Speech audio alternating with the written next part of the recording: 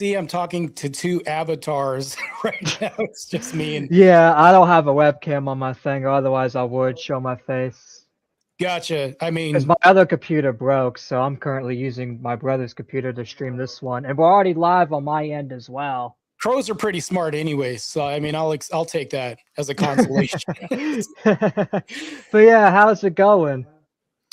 Things are good, man. I just got back from the gym. I was doing leg day today. Actually puked everywhere. These ladies were like, "Oh my god, that's so crazy!" I was like, "You act like it's the first time you've seen puke in the gym before." So No, whatever. I remember I puked on workouts before, mainly like when I do like chest and shit, and I ate before. Yeah, it's just been a while since I actually started training with this focus in mind because I'm going to try to qualify for the Olympia this year. And anyways, pleased to meet you guys. I see that there's another person on the screen. The guy Yeah, here. Tora. What is this? Hello. He's just my backup co-host until my actual co-host Gabriel gets here, which I think he's dealing with something personal right now, but he said he's gonna be coming here soon. So you need the god of anger to back you up. I see. I see. Okay. We Fair, wanted to back me up just to be here for show. with all the so it's a show of force. It's okay. Yes. Well, I'm not too afraid. It's just an avatar with green ectoplasm, I think, emanating from it. It's fine. Yeah, so Yeah. we're waiting on a third part. Is this a party? What's No, he's just there's just people that do the show with me. That's really it. They just hop on the panel. But we can okay? still go ahead and get started though. So just for the audience, for my audience that don't really know you, introduce yourself. What kind of content do you cover? I do everything. I'm going to be doing a lot of other content pretty soon too. Not just regular content, but just I'll be doing. I mean, as I said, I just came back from the gym, so I just trained legs. I'll be doing a shit ton of other content, like my road to qualify for the Olympia, my road to try to do the Europa and compete, my road to also debating Muslims and heretics and people like that as a Orthodox. Well, I actually get baptized on the 5th of next month, so I won't be a catechumen anymore. I'll be going full steam and trying to destroy these heretics, these liberals, feminists, and TikTok libtards as well too. That's the next plan of action. Nice. And that's the kind of content I do too. Like I destroy feminists, I destroy like other kinds of people too. I also go after MAGA too, just because of the whole scam with that. I feel like we're not getting a lot with that. And I also do criticize Islam heavily just because Islam is like a religion of violence, I feel like. So what makes you like, because I saw that you went on a debate and you debated a Muslim that thought dating his cousin was okay. I haven't actually had that yet. We rescheduled that for the 13th, though, because I work. There was just a work conflict. So it won't be happening on Monday. That is the 13th. He wanted to do the debate. Like I said, we meet all kinds in this field as far as like idiots, low IQ, femtards that are masquerading as men. That's really what this is. And when we're encroaching on their territory, whether it be TikTok, YouTube, anywhere on social media, because here's the problem with this. We talk about immigration being a problem by the Muslim adversarial detractors and things like that. We don't really talk about the immigration to social media being a matriarchal construct built by these liberal people. Not only that, but they actually hold the fort down when it comes to TikTok, places like this. I think our infiltration is much needed. Absent our infiltration, they run amok and they actually move the needle on social stigmas, removing them and putting them on good things as far as bad. Like now it's like being a virgin is now looked down upon, i.e. Nick Fuentes, people like this. And then not to mention this, but they're putting bad stigma on things that are good. Like if you want to be a stay-at-home based mom, you're now called a slave, all this other shit. So I think that if we can counter this, that's good. But there's very few of us, few and far between, people like us in the trenches fighting this. In fact, people like us that do fight this always get canceled. We get labeled as anti-Semitic, misogynistic, racist. We hate religion and all this kind of stuff. Like people try to cancel us based on fighting this stuff. And I feel like as a Gen Zer, as someone that's younger than you, I'm in my 20s. I feel like there needs to be a lot more of us younger men fight for it because us younger men are the next generation, and a lot of us younger men are pushing these feminine ideas, and there needs to be more of us not pushing these feminine ideas, because there's a lot of bitch made men that act like women and want to be women and all that these days. I And no do one, have to say this though. I appreciate Cool Vic for the raid, for coming through. We also have an additional audience as well too. So I appreciate everybody, Miss D, Relentless, my fearless mods in the chat as well too. I have a very based crew behind me as well too. People that support Christdom, as it may be, and people who are same very here. antithetical to the Muslim ideal, which is a religion of violence. You can't say Christianity as a whole, as far as people, is a religion of peace, because not every Christian is peaceful, but it is a religion of peace. When we talk about the Muslim ideal, you can't say every Muslim is violence, but that's a religion of violence. So to me, that's a massive distinction. Yeah. Wait, hold on. I gotta. Anyway, so that's the thing, and I feel like too, like you are right. Like Christianity is a religion of peace, and not every Christian follows it. That's another thing too. A lot of people say, Correct. "Well, how can Christianity be a peaceful religion if there's some violent people in it?" It's like just because no, there's some violent people and there's some rule breaker doesn't mean the teachings itself advocate for violence. And I feel like that's what a lot of people get mistaken on, is they get the things mixed together and they get it confused, because they're like, these Christians are violent, that means all of them have to be violent, that means they'll kill me for not believing in the beliefs. Yeah, well, it's funny because it's rhetoric that they espouse. I can point to several countries, right? I can point to Iran or anywhere else, Nigeria right now, everywhere else. Like, if you think about it, let's say me as a Christian goes to a Muslim country. Do you think I'm going to be met with peace, hugs, and love and, all this? No, I'm going to be met with stones, rocks, machetes, and everything else. But let's say the inverse happens. Muslims go to a Christian country. They're not going to be met with a lot of hostility, violence, lynching, deaths, destruction. They're not going to have their mosque burned down. But in the inverse, we see that happening right now with the Trump administration going against these Nigerians. They actually ordered a strike last night, which is very base, by the way. And I think that we do this, I think that there is some semblance of a crusade that's happening online already. So when we talk about an ideological war, this war is being fought online as people like me, you, other people going into TikTok in these realms, battling their ideology, their ideals, actually making them look like jackasses. Because it's like, if you can't reconcile these ideals and they don't make I can send you. We're going to move the needle. That's good. Yeah, and also just to add to your Nigeria point, we actually did interview somebody that lives in Nigeria that is going through the Nigeria genocides. His name is Chuddy. He's a Christian that lives in Nigeria, and they just will kill you for just being Christian. And he even said they kill other Muslims for not joining in on it. He says, like, if they don't join in on it, the terrorists label the Muslims as traitors to the religion, that they're not taking part in the religion's values and all of that. So it's like, people want to say, well, Islam's not a religion of violence, but all these terrorists use the Islam's teachings to justify the violence, as they do in Nigeria. It's crazy, because if they say that, they're a damn liar, because obviously they haven't read the hadith. They haven't read any of this stuff. I mean, if you really think about this, they're supposed to kill infidels. Like, this is something they're supposed to do. Matter of fact, I'll give you a case example. In Nigeria, there was a woman. I mean, this was a while ago, albeit this does happen frequently now. There was a woman who got on, I think it was like a social media app, and then converted to Christ. Well, guess what? She was beaten, stoned, put up to her neck in dirt, and then burned alive in front of everybody else as they threw tires at her head and just because she outwardly converted to Christianity. Now, think about this. This is only just a small fraction of a piece of sand and a whole beach full of hatred and violence that we're dealing with. Now, if everybody in the audience is wondering why I'm so opposed to this Islamist agenda, it's like, look at what's happening to the UK. The UK's fallen. Detroit, Dearborn's fallen. New York, Australia's fallen. That too. It's just widespread panic as we have this bacterial infection that's happening right now. And we are the immune white blood cell count that's trying to defend this body from an invasion. That's really what the conflation is that I'm making. And that's what it is. It is an invasion, because look what they've done to the UK and Australia, for example. Australia especially. Like, look at the attack they did. Like, they're doing attacks over there. Yeah, it's not just attacks. But here's the thing, though. It's not just attacks, infiltrating. it's big immigration too.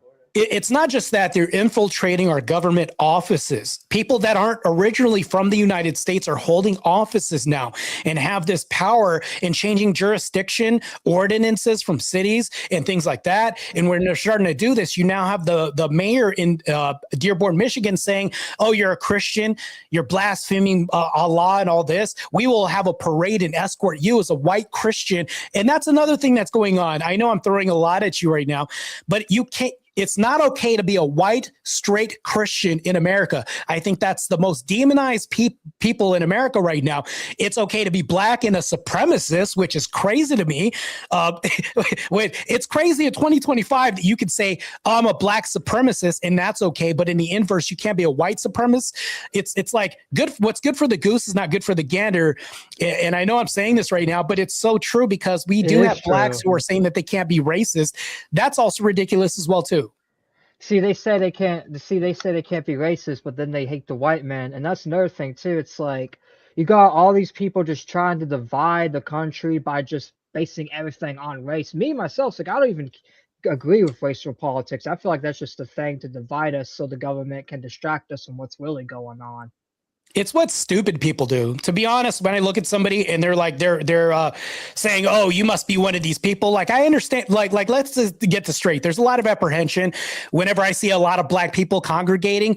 Of course, people are going to clutch purses because there's a pattern that happens. Like I'm just going to be honest with you.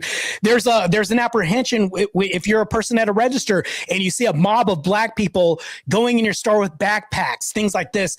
There are certain things we should be worried because there's a pattern of behavior. That's why stores will tell you leave your backpacks at the front. When you go to Walmart nowadays, they'll have like bulletproof glass of plastic just to get a razor blade or toothbrush now. Like it's ridiculous. So it's not because of white people. I'll say that right now. I don't care who it offends, but it's so true because of this class of people that now I'm being lumped in this group and I have to really prove myself around white folk or anybody else. We have to adhere to these racial politics to some degree because I understand, like, Lord Triton, let's say I'm around you and I'll give you a hypothetical. I'm around you and I will have a hoodie on and it's late at night and I'm going in your store. You're naturally going to probably think, I hope he doesn't rob me. Like, but I have to prove the test of time and say, now that I'm a regular customer, we're on a first name basis, you're like, oh, he's not one of them. He's the good version of, like, he's one of the good ones. Like, now I have to do that.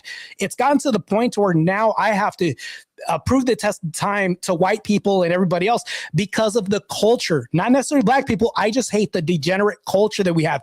That's black culture as of late. Yeah, the culture of violence, the culture of robbing, stealing, all that. Yeah, just black culture. It's really degenerate. It's just bad. And Yeah, it's because like that's the thing too. It makes all of you guys look bad because a lot of people unfaithfully judge people like you just because of some gangbanger, you know. And I feel like that's. Well, there's an easy way around this, and I'll tell you how to do this. If you are black or you have any kind of melanin in your Oh God, good Lord. This is the name. Oh, wait, this is gonna be one more. But I was like, we were talking about black culture and the booty warrior just shows up. It's crazy. He's not actually black, by the way. He just likes the profile pic. Yeah, he just likes the profile. All right, well, don't catch AIDS with that name and moniker because obviously that you're more susceptible to HIV being black and being a booty warrior. I'm just gonna be honest with you and tell you right now. Yeah, wait, hold on. Don't chimp out a little bit. We need you kind of to act right a little bit.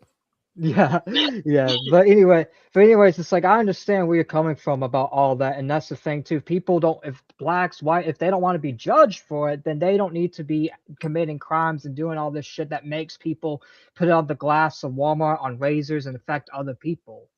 But just understand, though, it's actually a good thing. And I'll tell you why. Why the response from white people is good. Oh, no, it is a good thing. Here's the reason why. It's because people had put up with shit for far too long. And now we have black fatigue.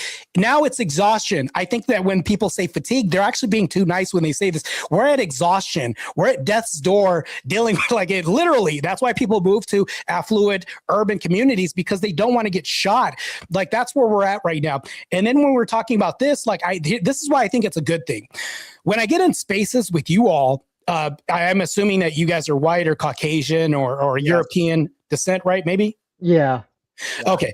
now that when I'm in spaces with you guys, I have to actually step my game up as far as like not holding myself down to these standards and stereotypes of Black culture. And I have to speak with great grammar. I have to enunciate my words, and I have to actually kind of portray some intelligence and knowledge and have a conversation with you all to kind of weed this out. Now I have kind of like a rites of passage now. I think that's good because I think that that's a good way to weed people out. We vet people daily. When you shake people's hand, and I give you this limp fish handshake, you're going to be like, this guy's a pussy. If I ever go to war and there's a civil war, I don't want this guy. Matter of fact, go back with the women and kids and defend them. We size people up all the time. So when I'm on a panel with you and I'm speaking like this, and I'm not going to be exaggerating it like, golly gee willikers, that's a swell time to, like, I'm not going to be talking like this, but I'm going to be speaking with great grammatical posture here and then holding my own as far as like my intellectual capacity, talking with professors, people who are great linguists, like things like this. And they're like, oh, he must not be one of them. Great. You should have to filter people. We do this daily. We should do this as fathers, as sons, as coworkers, things like this, because you shouldn't let just anybody around you. And when you refer to like the usual suspects, yeah, you're right to make an assumption. There's prejudice everywhere. And that means that stereotypically, if it looks like a duck, talks like a duck, yeah, you're probably is a duck. And that doesn't make me outwardly racist. It makes me cautious. Yeah, and that's the thing too. It's not like you're saying, "Oh, you can't be around him." You just got to be cautious whenever someone like that comes in the store and all that, because you don't know what they could be doing. In fact, like especially in the hood, like especially in stuff like Chicago, is like you have to like kind of abide those racial rules because places like Chicago, you really do, because that's the thing. All those people on that type of color are the ones doing stuff like that. So you do. I will say this though. This is kind of like a side tangent, but it feels kind of funny with the booty warriors staring at me like this. I feel like I'm in cell block 9 right now. Yeah, if you the optics looks kind of crazy right now. I'm just letting you know. It's a reference to that dude from the Boondocks. That rape. Yeah, I know exactly who that is. So I have a question for you, my guy. You sound like you just woke up or you're high as hell. Go ahead. No, just tired, long work week. So you say black fatigue. Black exhaustion. Well, let's get that straight. Yeah. See, my black friends, they have a word for it. They call it N-word fatigue because they lump them as in, the word. It's basically they're uneducated swine. Okay, that's how they put it as. And then there's normal black people that are educated and go to school, get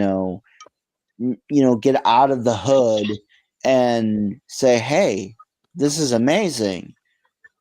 I don't have to be relying on the government. I don't have to, cow down to the government and get handouts when I can make it in life. And I think my question is do you see that common, thing within your own community where once they get off of the government's handouts, once they make it out of the hood, they're okay?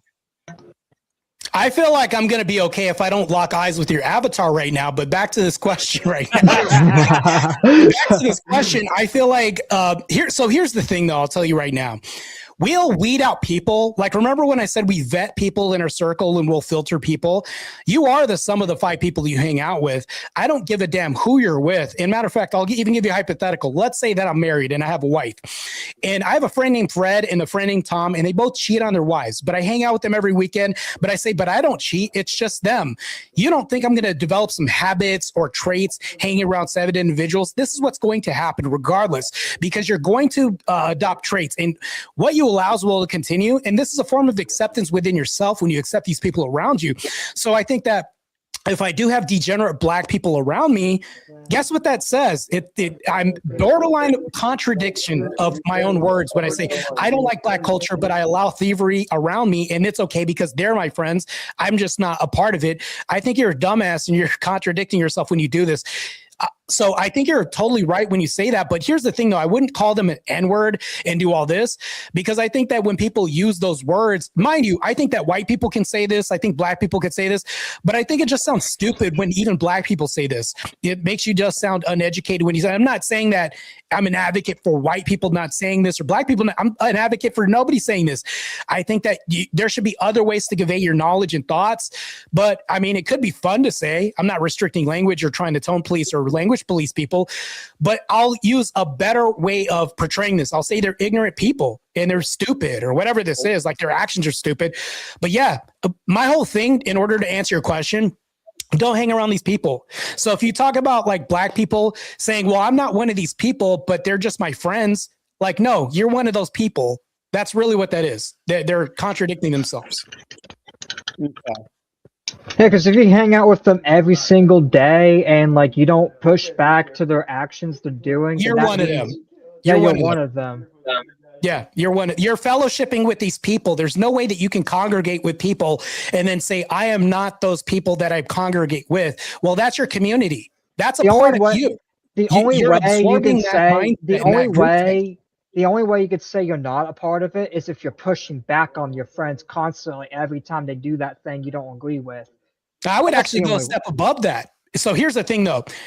If I had a friend who was a pole sucker and this guy sucked poles at night, I would not be his friend. I wouldn't even push back against him. He would be pushed out of the friend group. I'd ostracize him immediately.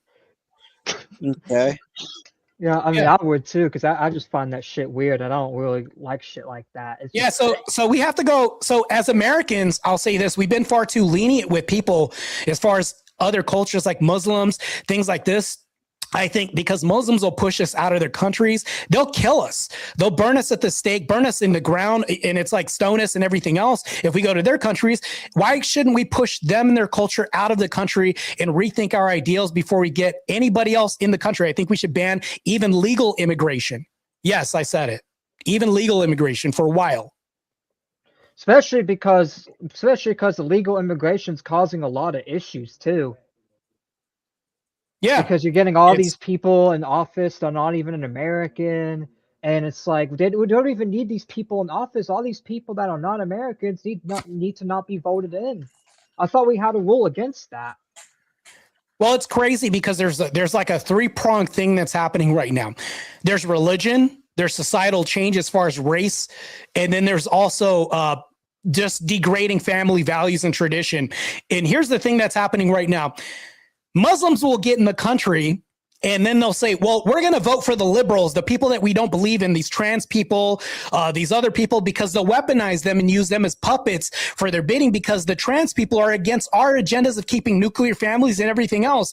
Then when the Muslims get in control, guess what happens?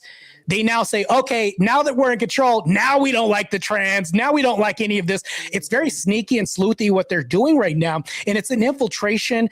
And I would say, let's look at a body. And I don't know if you guys ever seen horror, but there's this demon called Valak, and she'll inhabit people's bodies and stuff like that. The Conjuring, things like this.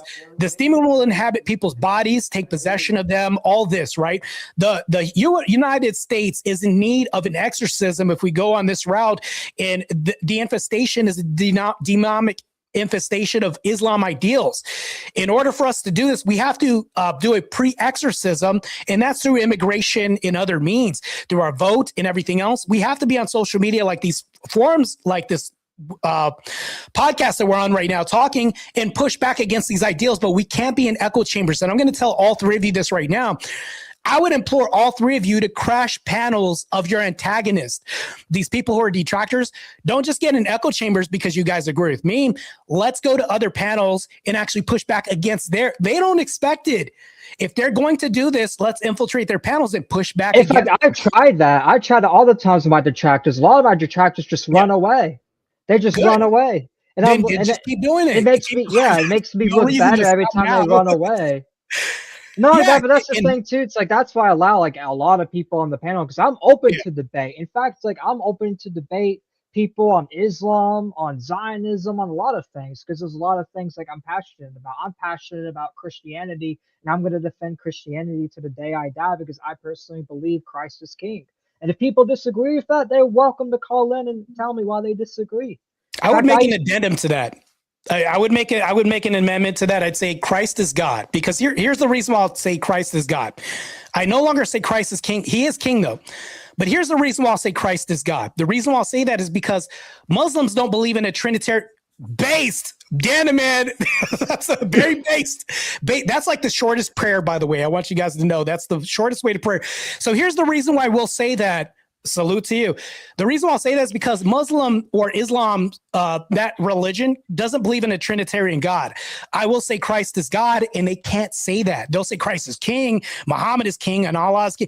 All that they can say, but they can't say Christ is God. I'll say that, so it makes it more exclusive for me to say this, and it pushes them out. I don't want them uttering the same things I can. Therefore, when I say Christ is God, it's something that they can't say, and I can throw it in their face all day, and they have to eat it.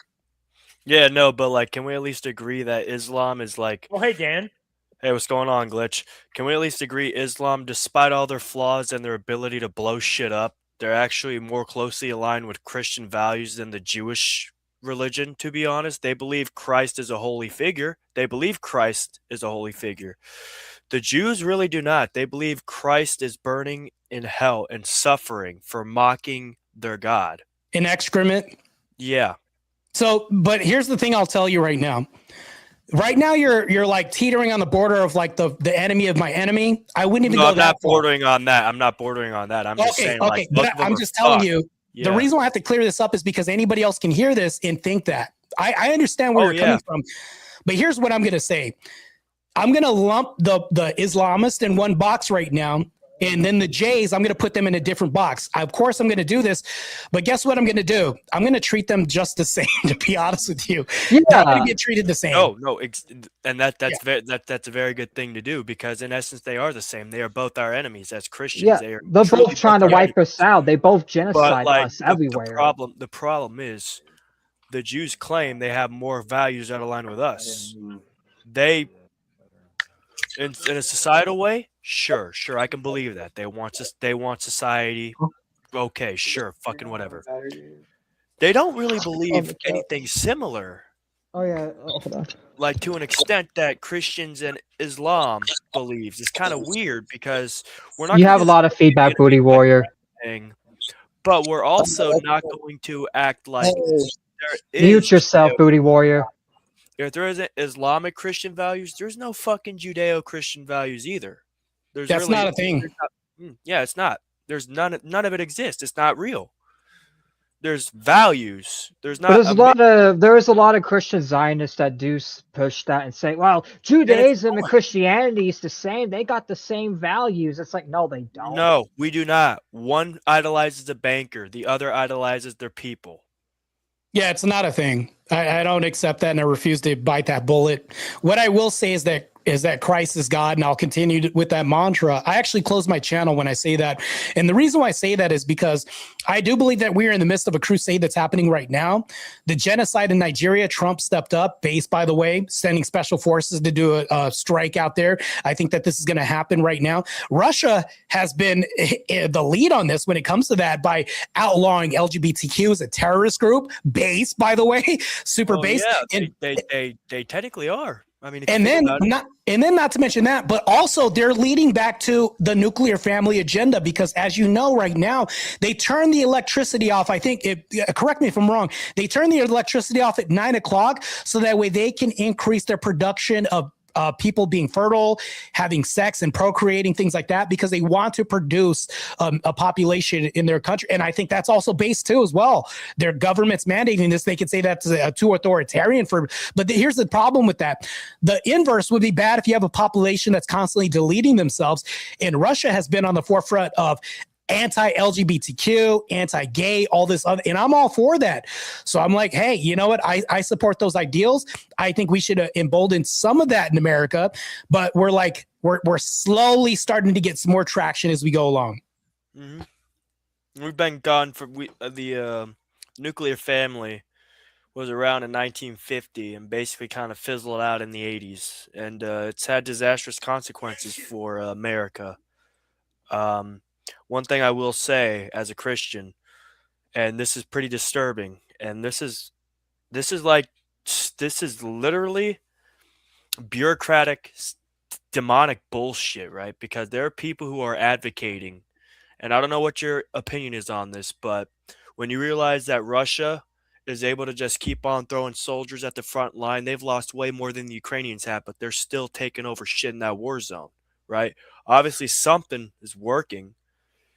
They don't have abortion like we do here, right? The issue is, let's look at the statistics here, right?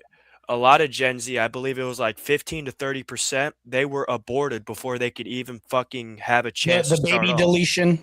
We'll just say Yeah, baby deletion. Yeah, baby yeah, it's literally deletion. it's literally what it is. And Just for YouTube TOS. Because my well, channel just recently got demonetized today, but hate to say it, but it happens. So what a fucking joke. It's Yeah, it's I'm literally not even cool for you, but monetized, but not for honestly, me. I do this for fun because you can't really rely on YouTube monetization and be free speech Such because bullshit. they like to censor you. Like they literally will demonetize you for just cussing, and I feel like that's bullshit. Yeah, We you already can't got say fuck YouTube within 3 Kids. seconds, and after the 50-second mark, you have like one fuck or one cuss word per like 1 minute and 30 seconds. Horse shit. I don't even know yeah, why it's we out have of rules control. like that when we have YouTube Kids. Like the kids literally go on there, like leave this for the adults. Well, they obviously. Well, here's the thing. There becomes a point when they're complicit. Whenever the Children's Online Protection Act or whatever the fuck it was, YouTube has an app called YouTube Kids. Well, at what point are they complicit in screwing over the average person who wants to make their money and throwing away the child's safety when they're basically demonetizing people for unfamily friendly behavior and words? Well, why the fuck do they care about family friendliness? This is YouTube for adults. That's YouTube Kids. If they want that, it's like there's something going on here. And here's the sad part. It's not a religious war. It's not a left versus right issue. It is clearly, and this is literally what I've been trying to fucking tell people. This is a class issue. The the upper classes, the ones who rule the entire world, they know that and you can debate me on this all you want. People think religion is a means of control. Well, guess what? Most of the rebellions happened because of societies who had religion, and they realized they were being treated unfairly by the ruling class. Why do you think socialism and communism over the course of history have been trying to do away with religion? You know how many Orthodox Catholics were getting killed in Russia during the Bolshevik fucking uprising? How 60 fucking many? million. 60 fucking million. We don't Yeah. cry about that. They don't cry about that. We cry about the Jews in the Holocaust. They cry about the Jews in the Holocaust. Okay, fuck it. Let's do the fucking math here. Okay? Let's do the fucking math. I do want to push 12, back a little 12, bit. 12, 12, 12. 60 million? Fuck, how many 12s do you need to put into 60 million? Oh, but it wasn't 12 million. Yeah, I'm maximizing it. The number one most maximum account or maximum estimate that they were giving the Jews deaths during the Holocaust, 12 million is a fucking lot, but I'll just roll with it, okay? Even though it was more likely 5 or 6 million. That's not shit compared to 60. It's not shit compared to 60 million. What are Yeah. we fucking doing here? Here's the thing. I will push back a little bit, Dan the Man. So when you say it's a class issue and it's a class war, I do agree mainly that that's a big conglomerate as far as like, but just understand that there's a lot baked in this pie that we can't omit. We can't omit the fact that there's race imbued with this, that there's also religion imbued with this, and also because here's the thing though, below those classes, if you peel back the layers, people at the bottom rungs are going to fight over race. They're going to fight over religion, things like this. So we can't ignore the fact that there's a massacre that's happening in Nigeria right now, in Iran right now. They're trying to bring martial law. I wouldn't say that, but Sharia law over here. We just had a ban it in Texas. So yes, by all means, there is a religious war out here. There is. It's baked into the whole pie. So it's part and parcel with this whole classism issue. And best believe that the 1% aren't fighting over religion. They're not doing that. I agree with you. So you're partly right about that. But just understand the rest of us laymen out here are having this ideological war with Islam and race. And I'm actually debating this guy and why you shouldn't marry your first cousin.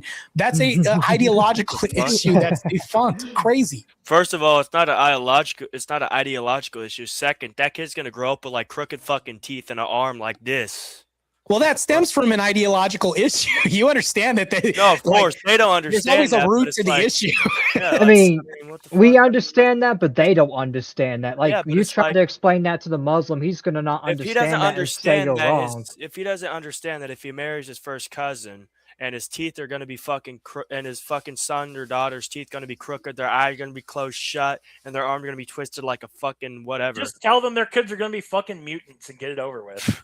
Well, they're not going to listen to that. So what's the even point of what's even the point of arguing with them? Just There is a point of arguing with that. So here's the thing. This is very powerful, and I'm about to say this right now. So chat, if you're listening right now, this is the reason why we have to have this. It's this thought, and I'm not demonizing you, Dan the Man, or Lord Triton. When we say things like, "Oh, it's not going to work. What's the use?" That's where we fail. We failed that the whole time. We've been doing that for years by saying it's not going to work. Why fight this? They're not going to listen. No, you have to understand that there's people that are watching podcasts that are on the fence. They're lukewarm and they're like on the cusp of leaving Islam. There are people that leave Islam daily. We could be talking to people like that and exposing them to some rationale or logic. If we do that, we could be the straw that breaks the camel's back as far as them believing in Allah and all this. I mean, you're absolutely right, but somebody who just doesn't look at basic biology and the things that happen with incest, use them as a scarecrow. We use them as an example to beat upon, so that way when people at home are watching this, they can then say, he's not going to convert, but he just changed my mind. You know what? Fair point. Fair point. Yes. So just understand the person that you're debating may show up with a lot of pride. They're going to be like, oh, they can even say, I didn't lose the debate, even though the polls will say you got destroyed 11% to his whatever percent he beat you in the polls in this debate. People at home are going to be like, damn, he just planted some seeds in my head and I have to take a shower and sit upon this. And then 3 months later, he's leaving Islam and thinking about coming up to a country that's a Christian country, not the US, by the way. Don't come here. Go to another country, but just go over there and kind of like convert, because you don't want to die. You don't want to but first of all, why are you beholden to a religion that will kill you, first of all, for leaving? This is crazy. That's a game. Dumb. That's a mob mentality. That's stupid. They do that. The Bloods and the Crips do that in LA. You try and get out. If you fucking die, well, you're out. That's basically what they think, right? Like, what the fuck are we doing? Why are we going to incorporate that into a religion, huh? Yeah, it just doesn't make any sense. But the best way to fight this is to not say it's not going to work. What's the use? No, because we're not talking to the person. We're talking to the audience listening and trying to change minds and hearts at home. I think we're kind of coming to a misunderstanding here. I wasn't saying what is we do understand. I'm just saying. Just to reiterate the point. I think Martae's just trying to put the point out there. Yeah, just to reiterate people. I'm just clarifying. That's it. To reiterate people in the audience, I'm not disagreeing. The audience, they can be swayed, but if somebody decides to deny basic facts in, favor of something that can be disproven, good, and they still go with that, we're going to make you an example. You're an example. Good. I like it. You're going to be the example of why people should not follow Islam or whatever we're debating on. Yes, you're going to be. So in every martial art, there's always a practice dummy, right? So if you think about this, the practice dummy only exists not to beat you up. The practice dummy is just to make you better. And then when people watch this, they can then see your skill set as you work on the practice dummy. The practice dummy doesn't win or lose. What they do is they magnify your whole point in your whole argument, so the audience sees your skill set and your logic. I'm not the most skilled debater. I've had a basic fundamental understanding of how debates work, and they don't fucking work for me. I'm not good at debating, but I'm very good at conversation. Well, a debate is actually a conversation. And you could say, well, I'm not good at fighting, but if you get your ass beat like 5 times, I guarantee you on the 5th time, you're going to be better than you were the first time. Would that be fair to say? Yeah, that'd be fair. It's learn and experience and train. Not like that, but with debates, in order for you to get good, you're gonna have to take L's, so what mistakes not to make. I'm just gonna be honest here. Triton already knows the debates I've lost. It wasn't about religion or race or whatever the fuck. I'd probably win those easy peasy, because a lot of the people, like, let's just name drop somebody here, Stephen Bonnell III. What a fucking joke that guy is. I'd own him, but his fan base, a decent chunk of them, have already switched. The people who are watching him now are hate watching him. That's how fucking easy the guy is to deal with now, right? And it's just a matter of time, right? But anyway, I'm not really good at debating. and I'm not gonna fucking prop myself up. What I'd like to do is have a heartfelt conversation with people, right? Because I don't want to have like one where it gets heated or whatever. If it does get heated and we can pat each other on the back and say, hey, thanks for giving me your opinion, that's fine. That's fine. But that really isn't something that happens a lot anymore, right? I mean, we just had Charlie Kirk get fucking domed by some, not really domed, but like neck. He got fucking Same got thing. by some douchebag, right? Who didn't want to fucking talk. But if anybody does want to talk, which there's a lot of people who are on the fence who do want to talk, we shouldn't push them away. It doesn't matter if they have blue hair, fucking whatever. It doesn't matter. If they want to talk and they actually want to engage in a conversation without throwing some ad hominems or whatever the fuck to try and make you look like a fool, we should talk, right? Well, That's here's one thing. Now I got to push back a little bit more too. It's not that I don't like your point. I agree with it to a certain extent, but let me flesh this out real quick. Sure. If I'm talking to a Muslim and I'm talking to him and espousing logic and the truth and things like this, that can be a form of pushing people away. Would you not agree? People will say, well, why are you pushing him away with the truth? Well, here's the thing though. If we actually use the truth to push people away, they now have to sit with these seeds that we planted on these people, and they now have to think about these thoughts that we planted in them, and they have to go away with these thoughts that they have to try to reconcile. And now they've got a whole mess to try to figure out how to say, okay, well, he's actually making too much sense. Now this person has sleepless nights because of it. They could come around, but I can't say it's a guarantee, but we need to push back, even if it's pushing people away with honest truth. With somebody and using the truth as a way to talk to them, I don't think that's pushback, dude. See, this is why I don't. Well, I don't like it's. If I'm telling you the truth, I'm not pushing you back. I'm telling you the fucking truth, right? But that's why they think. But that's why we use these terms, because that's what they think. They think. Just understand. Yeah, that's what they think. They think that you're insulting them. You're talking trash. By the way, Mo Rebuttal says, I met with the Council of White People at our last meeting. We all voted to extend an honorary white card to Martae replace his black card that's been revoked. Oh, I came up. Okay, I got demonetized and I came up today. I appreciate it. Thank you. Good stuff. Fuck. Nice. So that means you're officially one of us now. You're for all the white folks. You know the black people are going to be like, they're not going to accept you, right? They're not going to let you in the house. Whatever. I don't care. They talk trash. That's another thing too. It's like they wouldn't let me in their house either, especially like a lot of the like not all obviously, but a lot of the blacks like don't like to be open. They're like, if you're a white man, we can't be open. White people don't think like that. Like people think they do, but a lot of white people don't really think like that. As long as you're nice and we can see you're good people, we will be open to you. I mean, that's what a lot of people don't understand. It's not because of your race why we're not open to you. It's because you do all this crime and you stereotype yourself and you basically make ganging and robbing. You make all this part of the black culture. So that's why a lot of people I'd like to bring up after you're done with that. Here's something I'd like to bring up when you're done with that. Let me make something absolutely clear. Martae, you obviously realize that I said it was just the 1%ers who rule the entire world who are the problem. It's not a race or religion issue, right? The reason why I kind of extended that because, come on, I'm not naive. I know there's definitely going to be some race and religion issues. There's obviously going to be that. But the people who perpetuate the issues that we're dealing with now, they use that to keep us divided, right? They use the race and religious issues to keep the people like us fucking divided, right?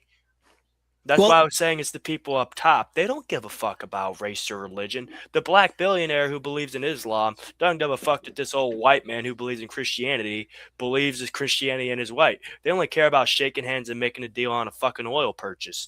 No, how can they keep the petrodollar running? By having people divided at the bottom and not questioning how fucking faulty and flimsy that shit is. So here's the thing. I have a take on this, and I don't think that that's really what's going on. And I'll tell you how it's going, what's happening right now. Sure. Let's say you took the 1% out of the picture, and then you just have classes, and there's no hidden agenda behind this. I still think we would have racial antagonists behind this, and I think that we still would have Bloods and Crips. We would still have Democrats and Republicans. We would still be at odds because Satan exists. Liberals exist regardless. They're going to exist absent any influence or this conspiracy theory regardless, and it's going to happen. The problem, and here's the solution to this. The solution to this is people like me fighting against this and people like me speaking out about against black supremacy and also saying that white people are a suppressed group in the United States and having these, as controversial as they may seem, and being outlandish about this, I think that the more people we have step up and say this and magnify and talk about the truth instead of hiding and lying to people, I think that that's a massive solution, especially on a bigger platform. That's for sure. That's why people like Nick Fuentes are popular, because Nick it's going to exist whether or not there's influence at the 1% or not. No, it's absolutely going to exist no matter what. There's always going to be somebody there to stoke that flame. But when there's a lot of fucking money going into it, it's going to be even worse. And it's going to make it harder to unify against those retards who want to, you know, burn everything down for their one group, right? You know just can't. We just got to find people that don't care about money and are willing to speak the truth. I don't give a fuck about money personally. I don't care. I don't really think money is the causation. I think money is just a magnifier. So if you're Muslim and you run a country and you have billions of dollars, I think the country is just going to be way more Muslim. If the guy's broke, you're going to be less Muslim. It's a fact of the matter. Yeah, that's what I'm saying. It's a magnifier. They're pushing money down to sort of, you know, keep these. The money's basically the fuel to the fire, basically, right? They use the money to spread to a bunch of people who want to push the messaging. The messaging gets signal boosted because there's money going to it, and people are propaganda. Yeah, exactly, right? It's propaganda. That's exactly what I'm trying to say. The money is absolutely a magnifier. It's also it keeps the flame going. That's what I'm trying to say, right? If there wasn't all this money going to it, we'd probably be a little bit better than we are right fucking now. Probably a lot, actually, you know? But just understand, though, money isn't the thing that's going to either be the solution either, because you can give somebody $1 billion and they can be more miserable than the person living in a one-bedroom apartment with this intact family together on Christmas. Mm-hmm. Like, we have to think about this. Money is just a tool, but it is a magnifier nonetheless. Exactly. With power behind this, you have a bigger voice sometimes, and that's what happens. That's what I'm kind of saying here, right? The people who are like, this is obviously going to be an issue no matter what. Like, people are going to have an issue based on skin color, race, all that shit. It's always going to happen.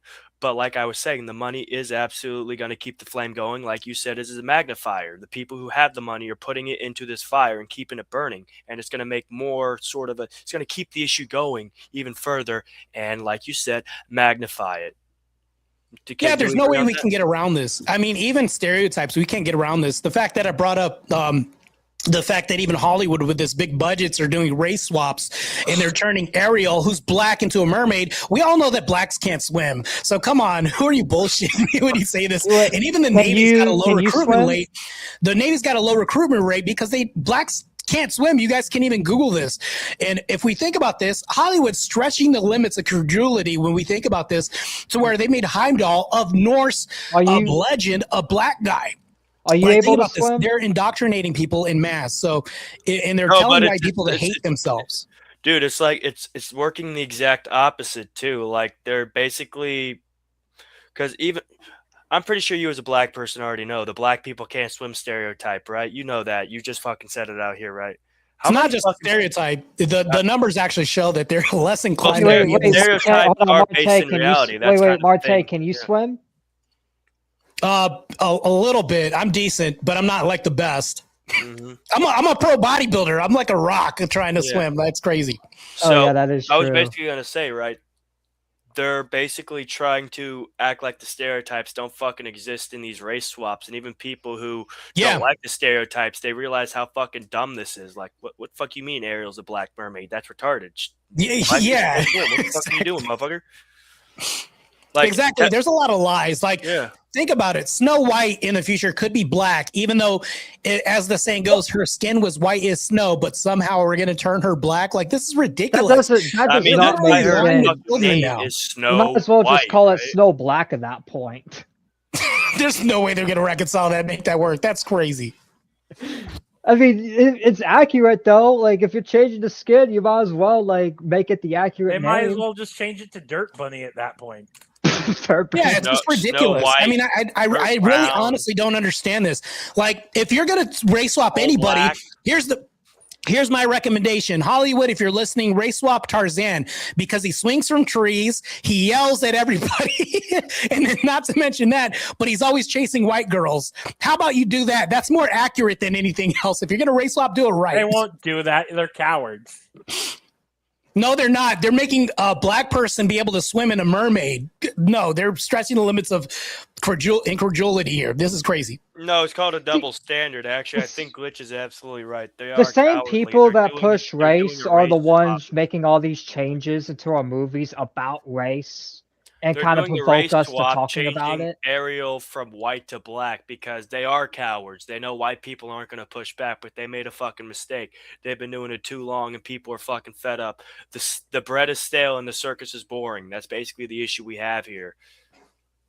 Well, nobody's going to buy at the box office, right? So maybe that's happening. But the problem with this is I just got through a debate with this guy named Connor. His name is Counterpoints. And he literally said, and I shit you not, he said, I would rather hit my nuts with a ball pen than lie to my kids and tell them this character was originally white. What the fuck? No kidding. He said this in the debate, and I could probably And this clip guy that. has kids. This guy does have kids, right? Yeah. What the hell? He He's said- stupid. He said his kids are blonde haired and blue eyed, and he would hit his nuts with a ball peen hammer, then lie to his kids and say, this is the historically accurate version of this. The character was white. He'll never tell his kids that. And he said he'd rather put his nuts in a vice. That's crazy. And his name is that tells ContraPoints or you he's a shitty CounterPoints? father because you're literally lying to your kids for a political agenda. You're basically making your kids closed-minded. Hold on a minute, Triton. Let's get this. Is this who I think it is? ContraPoints, or did you say CounterPoints? Counterpoints. The fuck? Why are all these fucking retards have the same sort of fucking name? Exactly. I don't know. You know, at least I go by my namesake, right? Yeah. Like, these people don't do that. I mean, no offense to Lord Triton, if Triton's your name, or Torun or Booty Warrior. I know that's not your name. And if it's your name, I'm glad you're staring at Dan the Man now and not me anymore. So yeah, I feel a whole lot better in this space now, by the way. So continue. Yeah. But it's like dude, this guy would fucking lie to his children. Yeah, that's the thing though, is when we talked about this, it's like doing? We're telling people if we're going to lie to our kids about Aesop's tales or Grimm's fairy tales, you're going to also lie to them about revisionist history as well too, because what's on the screen is no different from Alice in Wonderland, from everything else, because all these stories originate from somebody's lived experience at some point. And if you're going to lie about this and you're going to allow the teacher to say, no, you should be ashamed of yourself because you're white, so you're inherently racist because of critical race theory, you're going to also extend this to other educational arenas and lie to your kids about that. Now that's what's happening is now we have a new generation that's going to be taught to hate themselves, that whites are all racist, and that blacks are now superior. That's what's happening. Is that guy you debated? Is he black or is he a white liberal? He's a white guy. He says he's not liberal, but he argues against conservative points. Bro, he's fucking liberal. Because that's the thing. I'm a conservative that argues with other conservative points. But if you argue like that, conservatives do not believe in lying to your kids about the truth about stuff like that. He could be a covert liberal. That's what I really believe, to be honest. Like I mean, if Counterpoints is listening, yes, I'll call you out on that. We could have another debate, and you can get rocked again next time. So yeah, let's.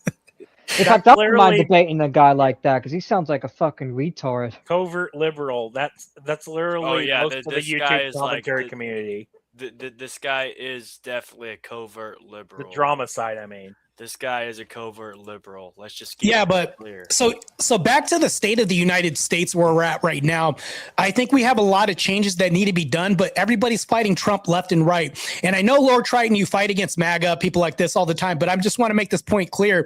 Trump is actually trying to talk more about Christianity, but I think it's necessary because with this immigration problem that's happening right now, Mamdani went back to New York and called Trump a traitor after having a meeting with him. And we have Ilhan Omar, who is facing maybe being extradited from the United States because of this immigration issue, all that. I think that he's doing a good. And this is actually why I voted for him. I voted for him so that way he can do a strike in Nigeria on these terrorists that are murdering Christians. I voted for him so that way he can keep this deportation going on.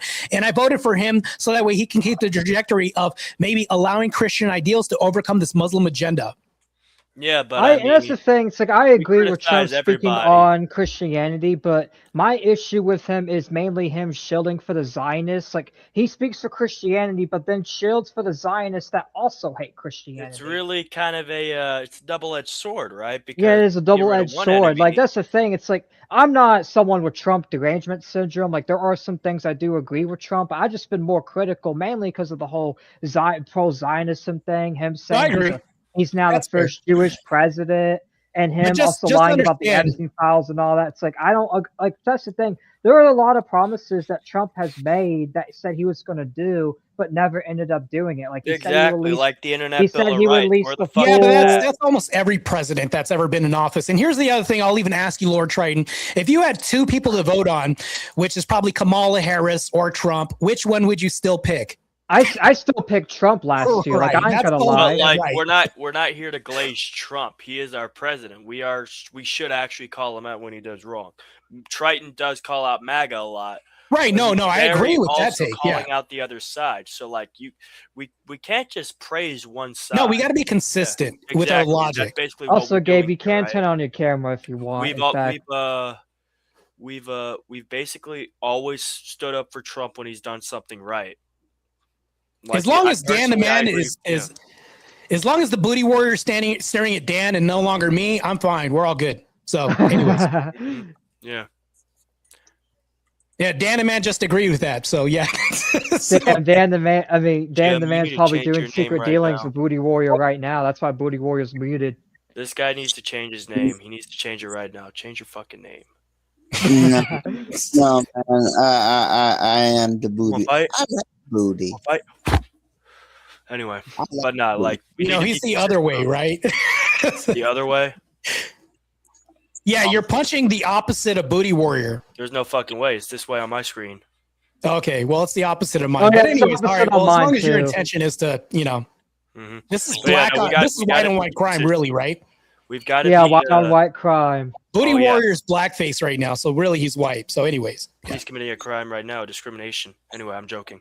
I do a lot of black on black crime myself when I allow these black people on threads to go against my agenda, or even this ideology when I espouse that there's black supremacy, and I rail against this all the time. And they say, no, how can we have black supremacy when we were slaves 200 years ago? Well, what about in 2025? I don't see shackles on anybody. I don't see anybody getting reparations for being said slaves. As a matter of fact, I even asked Counterpoints this in the debate, and he even agreed with me. And I'll say this to Lord Triton. Lord Triton, I'll ask you a question right now. If you woke up one day and you found $500 missing from your paycheck and it said for reparations, would you be pissed? Hell yeah, I'll be pissed. I mean, why the fuck are you taking it without consent? Why would you be pissed? Because they're doing it without my consent, without my approval. No, here's why I would be pissed if I was white and I was you. Was I alive during slavery? Did I have anything to do with it? And could I have stopped this in 2025? No, and that's also why I'll be against it too, because I never owned a slave. I never was. I'm not even a racist person like that. So it's like I shouldn't pay reparation for something my ancestors did. And that's the thing too. My ancestors wasn't even in this country. They were in Germany. So it's like, how can you punish me for something my ancestors probably didn't even do? One phone call and that shit would be off my taxes. So by their rhetoric, I'll say this right now. By their rhetoric, because the liberals want to allow illegal immigrations to come in and they want illegal immigration to vote, the illegal immigration should pay reparations even though they weren't a part of this country. That defeats their whole stupid ass argument already. But liberals is going to only want the white man to pay it instead of everyone else because they want to screw over the white man. Yeah, nobody's going to do that. Nobody's buying that. Yeah, nobody's buying that shit. Nobody's buying that. Yeah, I mean, just like we had Black Ariel at the movie theater, nobody's buying that either. Nobody's buying any of this. I think people are smart enough in America 2025 that Trump is helping a little bit of the needle move in the direction where we're at least having the space for Christianity to be more public in the arena of politics, of workplace, things like this. And I think that that's actually a good thing. But here's the problem, though. the problem with this is everything that Dan's talking about is that you have part and parcel the Jays, the giving money to other countries, things like this. I think that needs to stop as well too. Funding other countries. I think that we've got enough problems on our own, and we should just stop outsourcing. Even though we say, "Oh, they're allies," no, they're not. What have they done for us? If we're sinking, are they going to help us out? Probably not.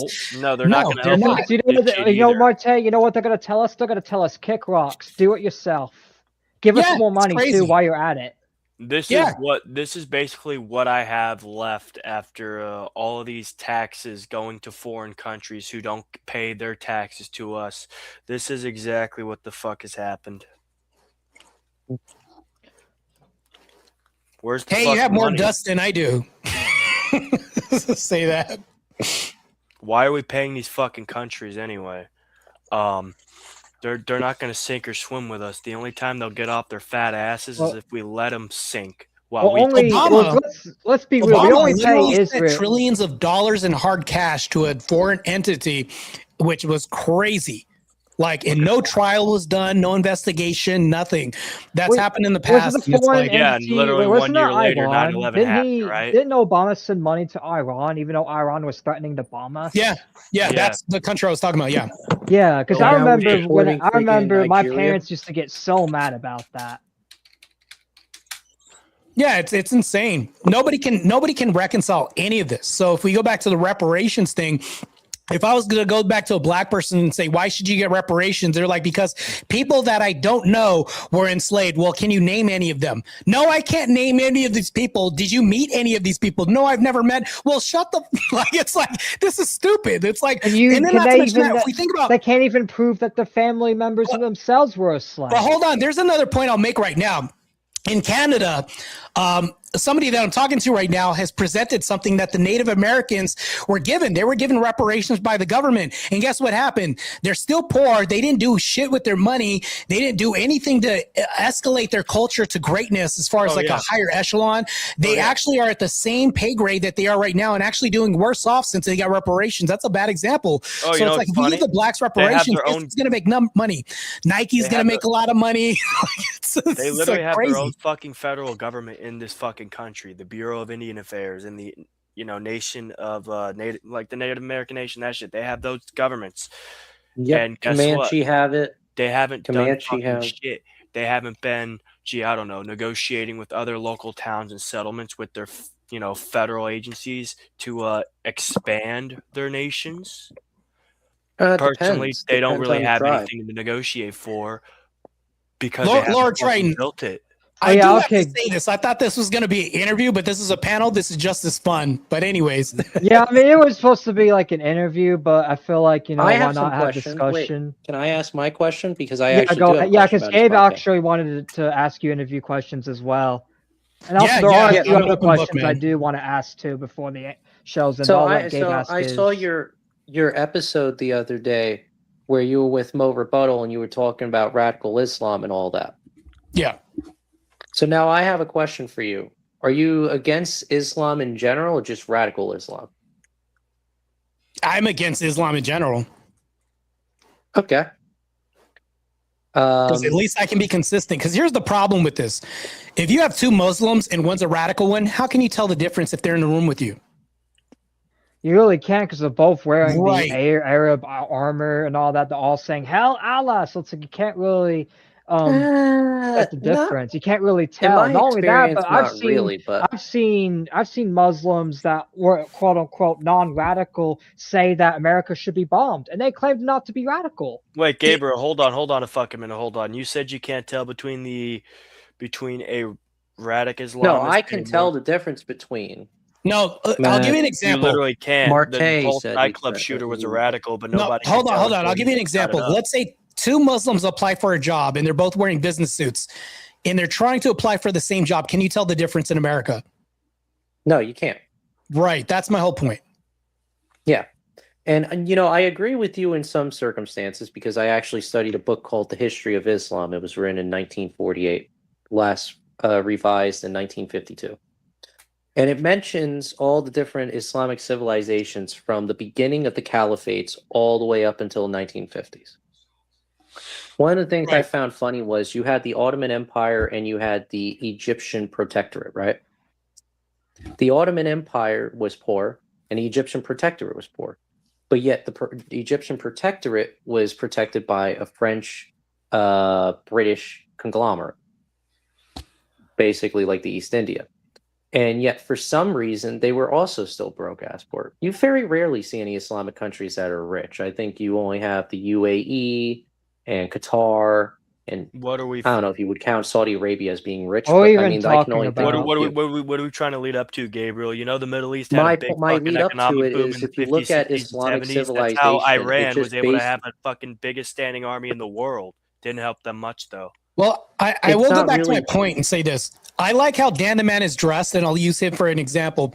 The radical Islamist, if he's trying to apply for a job, is going to look less radical and dress like you and try to look is more conforming to anything else. He will be the best chameleon you've ever seen, and you can't tell them apart. This is why when I have to be fair and consistent with them, and we talk about the black community, it's the same thing. We have a lot of infiltration that happens in communities all the time, and we should be rightfully I think it's justified to have a filter and to have awareness and caution when approaching certain cultures. When we do this, I think we're vetting people, and I think we should still vet people. Hence why we need to have people actually enforcing the border. This wasn't enforced before. Now this administration, we're enforcing it. But I also think we have borders that happen in our homes. If your daughter's going to date somebody, yeah, he might say, well, I'm a good Muslim. You don't understand this. No, it's like, yeah, you could be a radical. I don't know, because they have this thing called, I forgot what it's called, taqiyya, where they can lie to you. Yeah, that's basically they one can of their lie main to you.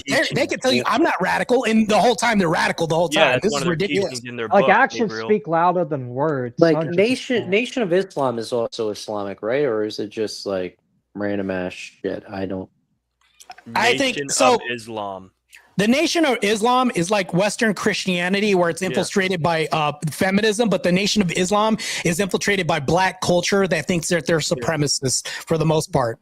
Just like that. Malcolm X. Also, just to get to more interview questions and make sure this is not too long, which you probably have all the time, but I still want to get to the interview questions. So one of my main questions is, what made you decide to like speak as a black man, speak out against like the black community? Like what made you like want to debate about that specifically?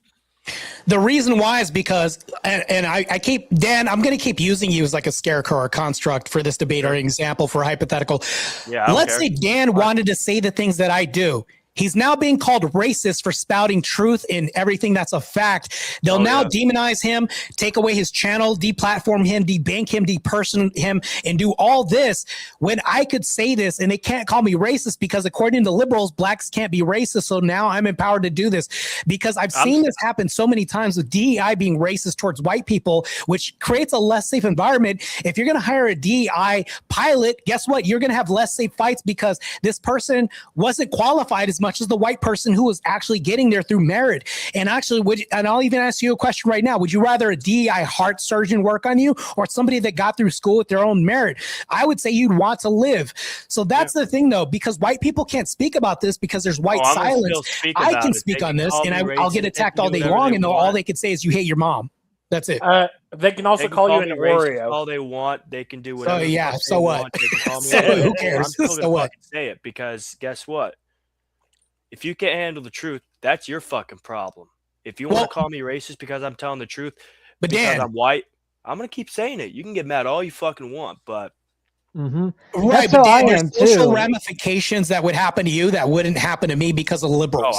I don't care. I really don't care. Right, you won't care, but there are people out there that do care. There's white silence that happens right now. Whites are being put on a muzzle right now to where it's like they can't speak the truth. Now we have Nick Fuentes talking. You know what the problem is? There's more people who are scared than there are people who speak up. When more people speak up than people who are scared, guess what? Real fucking. But that's proving my point. That's actually proving my point because now Nick Fuentes can talk because of this administration, and YouTube's policies are now becoming more kind of like more conditional on the point where we can actually speak about this now. But when Biden was president, especially whites, you couldn't speak about anything that had race politics. No, exactly. So we need to move the culture to where we can at least speak the truth on social media. I don't know if you know Tommy Sotomayor, but Tommy Sotomayor, he's a black conservative, and he used to get silenced, even though he's black. Yeah. Well, He used no to get more with silenced all that. the I time mean, for so speaking out against the black community. They used to mass flag him, call him a coon, and try to go after his right. family. I know exactly who that is. But here's the thing I'll say with that. If you're black, you can't be afraid of being ostracized by the black community, because where have you got to go? Educated places, places that are more safe, places with less crime, graffiti, and gangs. It's like, where else am I going to go? I can't be afraid of being ostracized by a gang culture, a culture that deletes their babies from Planned Culture that you don't even believe in. Obama, all this other stuff. That's crazy. So I'm not afraid of that at all. It's so crazy. We need to bring attention to something right here, right? Somebody in the chat, Sarah Lowe, is bringing up the Georgia attack. You know, the man the man. We already know who the fuck it was. Poured acid on this lady. Yeah, we already know who it was. So if you go and look at any fucking news articles, right, this is a big fucking problem. Whenever a white man commits a heinous crime, he's black. Plastered all over the fucking noise, right? Plastered all over the fucking news, bulletin boards, all that shit, right? But if it's somebody of a protected class, like, I don't know, an Islamic radical, or blacks, or blacks or trannies, transsexual, transformers or whatever. I forgot. TOS of them on the news article. You have to go look through the entire fucking news article and get the link for the fucking person who did it on the official FBI website. And even then, you still won't get the fucking picture, because even the FBI is hiding some of this shit. This is how fucking stupid it is. It's how stupid America is. That's only a fraction of it, because I've seen news segments where it was like a black person that did a crime. They're labeling him as white. That's actually happening too. Oh yeah, the guy had one. The guy was one shade darker black than fucking Logic. They're warping the statistics to where they show the mugshots and the news reports are labeling people as white when they're really black. That's happening a little bit more, but it's like few and far between. But that's too much for my blood. The thing I should say is we really need to crack down on this shit. That's how this fucking issue gets solved. If somebody's blacker than the fucking night, or is obviously Hispanic white origin, they're not Caucasian white origin, because Caucasian white is an ethnicity, Hispanic white is an ethnicity. Yeah. Let's be real about that. People don't fucking know that, right? We need to fucking start charging these people with falsifying reports, falsifying government forms. Oh, we do. We definitely do.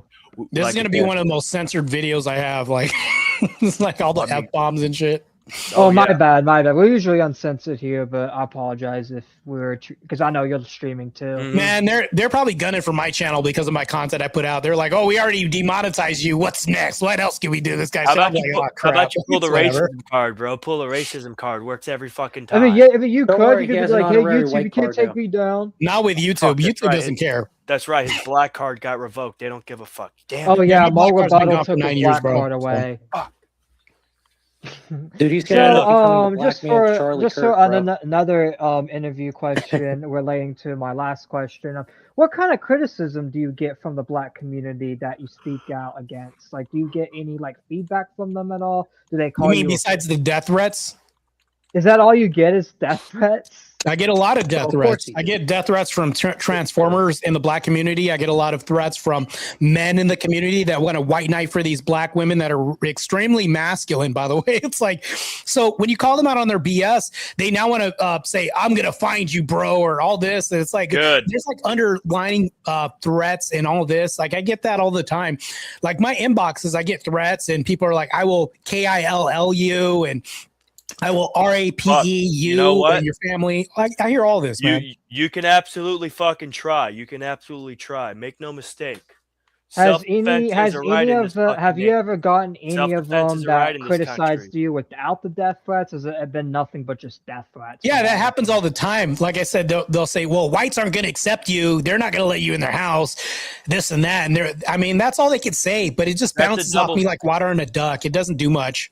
It doesn't really do much, especially when they're just spewing bullshit. Because that's the thing, a lot of them probably have not even made any valid points against you. Isn't it or like a against why massive you call double out the black standard, though? community. They don't have any valid points. Isn't it like a massive double standard though, Martae? They're saying white people aren't going to accept you. They're not going to let you in their house. But would they ever let a white person in their house? Isn't that like a massive hypocrisy? Oh no, they wouldn't, and it's a massive hypocrisy. Yeah. So like, what the fuck? That's not Well, valid. no, hold on. No, that's false. That's false. They let white people in their house all the time because they'll accept EBT checks and Uncle Sam will be the new father, and that all this rhetoric will happen. And then they allow crack in their communities because the CIA flooded streets with crack. They'll let in the white liberals and Uncle Sam. No. Hold on. So here's what'll happen though. The CIA flooded streets with crack, but blacks didn't have to smoke it, sell it, but they willfully took this and they willfully let EBT in the home and Uncle Sam to cut a paycheck so that way their father wouldn't come back home. They let white people in their home all the time. This happens on a regular basis. So no, I disagree with that. No, they did. They don't anymore though. That's what I'm saying. Oh, they do. They do all the time. There's women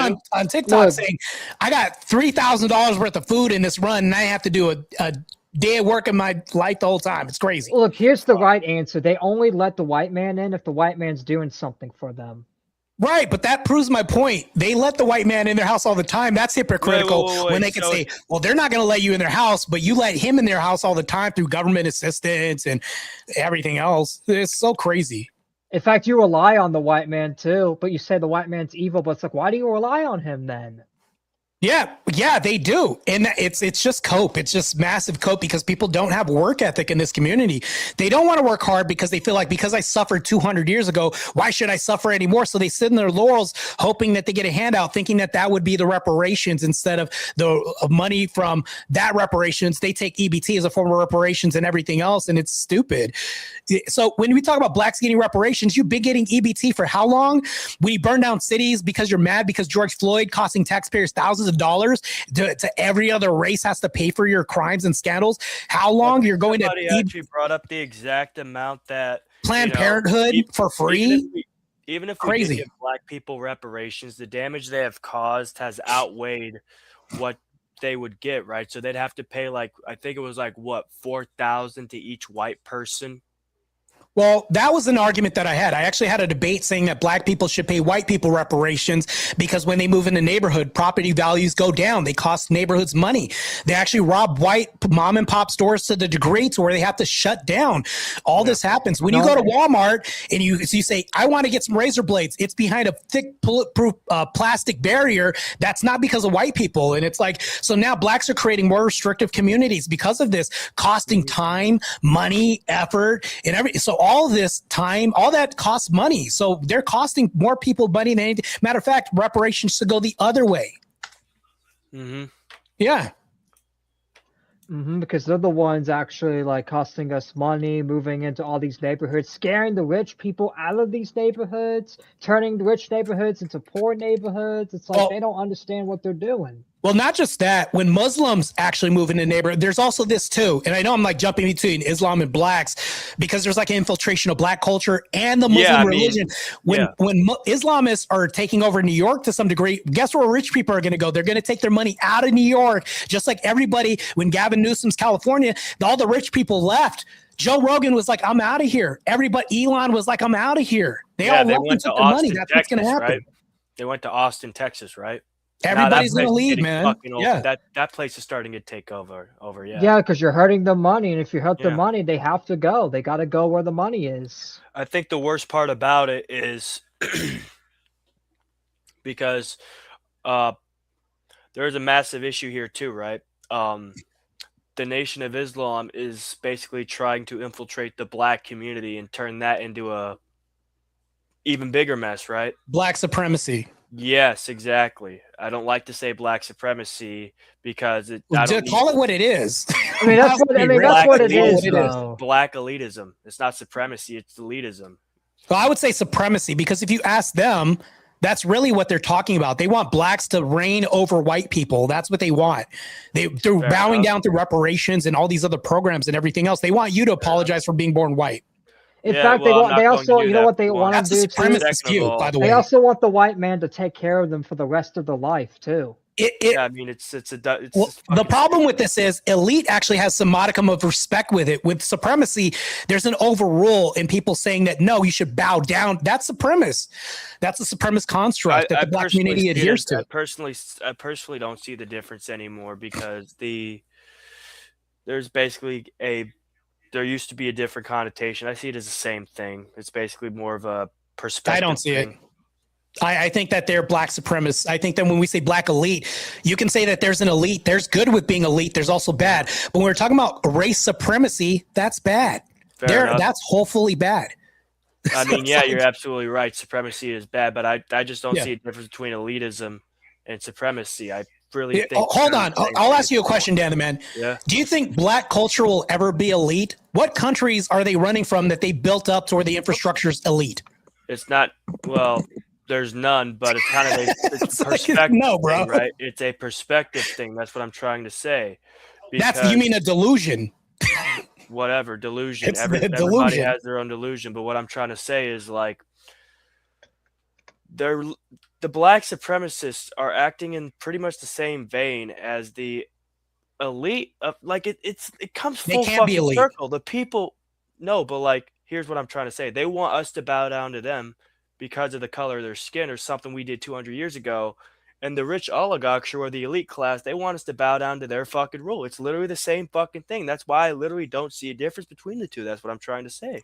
Well, there's a massive difference because I think the rich oligarch, they don't give a damn about people, but at least the black elite do give a damn about the white people enough to suppress them, go out of their way, rob their stores, directly have contact, point of contact, like all this other stuff. There's a massive difference between the two.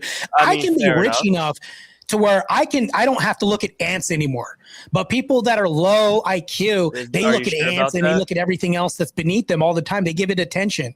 That's the difference. Are you sure the company doesn't need to look at the ants? I mean, with how big, there was a massive wave of company layoffs a long time ago. There's no way BlackRock is like, oh, I need to think about these black people. They're not even thinking about black people or culture. They don't think about that. Meanwhile, black culture is whites live rent free in black culture all the time. But I doubt that black culture, Larry Fink, is thinking that this is the other way. Money lives rent free in the elite's heads. That's different. You're pointing out the difference that I'm talking about. There's a massive difference between the two. Yeah. Yeah. I don't really think it is. It's more of a, like I said, it's a perspective thing. The elites care about the money. If you don't bow down to them and their money, you're fucked. The black supremacists don't care about money. They care about control. That's kind of the same. No, I don't think blacks care about control. They care about it's a lot different. When they're talking about culture, it's more like a feelings-based system, whereas like rich people don't care about feelings. They care about more control than anything else. Blacks will never. Here's the thing, though. The reason why blacks will never become elite is because we get infiltrated from people running from countries that they trash all the time. They leave these cesspools because they destroy there's trash everywhere all over the country. If you go to a different country, there's destruction. There's no development, no aerospace, no engineering, nothing like that. They'll leave to go to a white country because there's development. That's elite. They'll run from everything else to go to elite. Meanwhile, the rich are elite. There's a massive difference between the two, man. I mean, fair enough. Yeah. I guess that is a fair point. I guess my point of view was kind of skewed a little bit, or maybe a lot. I'll fucking say it. It's skewed a lot. I really hadn't seen the difference in the two. Of course, I'm biased because I see this thing as pretty similar. Like most people don't see connection to these kind of things. I kind of see a pretty similar connection. One's just monetary, and one's kind of something else ideological. That's basically what it is. But it's all ideological, I think. I mean, fair enough. But one ideology is driven by money. The other is driven by. That's kind of my thing. So you agree with me? There is a difference between the two. It's all bad, regardless. It can be all bad. I'll just say it can be bad. Yeah, no, yeah. You've kind of I can admit this. You kind of flipped my perspective, kind of in a way where I kind of see how stupid it was to kind of jumble that shit together into one. It's not really the same. Yeah, the black culture will never be on par with the elites, man. That'll never happen. You have Jay-Z who makes like a shit ton of money. He'll never be president. He'll never, I mean, but the way the country's going, who knows? But I mean, you'll never see this to where it's like he's ever like he's being muzzled by probably the Jays or something like that. We can even say that. They'll never be elite because of this. Mm-hmm. And even more. Yeah. I mean, fair enough. Yeah. Kanye, look at Kanye. Kanye spoke against the Jays, and look what happened to him. Oh, he got fucked over. That's why blacks will never be elite, because we're at the behest of something else greater than them. Because we fight over other little things and money. We're not looking at power. We're looking at race and other mundane things that are stupid. Yeah, of course. Yeah, I get that. Degenerate culture will always produce more degeneracy. Yeah, never. Yeah, I mean, and the degenerate culture will not get you taken seriously. Like the black culture is never going to get taken seriously because of all the degeneracy in it. Right. Look at Obama. He actually served terms, right? But did nothing for the black community, but got into the office, did everything for the LGBTQ community and all these other communities and gays and with marriage and everything else. But it's like, look at this. So now that we have an example of what happens when black culture is in a elite position, that's why they will never be elite, to be honest with you, because we don't show any pattern of elitism. We used to, we had jazz, we had fine classical music and intact families. But guess what happened? We actually bought into this agenda and fell prey to a lot of this. And it was because blacks were implicit in their own destruction. That's what happened. Yeah. Yeah, that's right. I mean, you look at the Bronx in 1950 versus now, it's totally fucking gone downhill. There used to be people walking around, well, in society in general, but this has affected the black community even more than, other communities, for example, right? I think it affects other communities just the same, and I'll tell you why. Sure. So whenever you have like and this is going to sound so racist for me to say this, but it's so true. Let's say that you have a community of white people and there's like 10% blacks. The 10% blacks are going to have to fit in and kind of conform to the white community to some degree, which means there's going to be less crime, less all this other stuff. Let's say it gets overrun and it's like 75% black. Do you think there's going to be less crime or more crime? We all know the answer to this. More. This is why whites will go away and move into their own communities, these gated communities and things. We could say that's elitism all the time, or we could say that it's a classism issue. No, it's really just a common sense issue, to be honest with you, because they're leaving. They want their kids to be educated. They want their kids to succeed, and they want their kids to be elite like they are, at least in some upper class scenario. They also want to go. They want the kids to go outside without the kids being endangered either. They want to maintain. You know what? I don't even believe that anymore. Don't want their intact traditional families to be broken up anymore. I'll debate that. I don't believe people want their children to go outside anymore. I don't fucking think that's the truth. I do think people would like people to go outside, but they can't because of the influence of the black culture and Muslim culture and all this. So I would actually argue against that. I think people do want kids to go back outside and play with boxes and toys and then come home when the lights come on like it was back in the day, but things have changed so much. It's not that they don't want them to go outside. It's the fact that they can't because of safety, because culture has changed in America so much to where it's just degenerate. We're breaking up nuclear families right now. So because of that we have more crime, more recidivism, more reentry to prison, more sex work because fathers are out of homes and all. But that's another issue. But people want those days where people stayed outside and played till the lights came on. Sure. That's a plausible assumption to come to. But I keep on seeing so many fucking news stories of Karens, white Karens, in fact, white Karen women. Whenever somebody has their child outside for too long, the cops get called.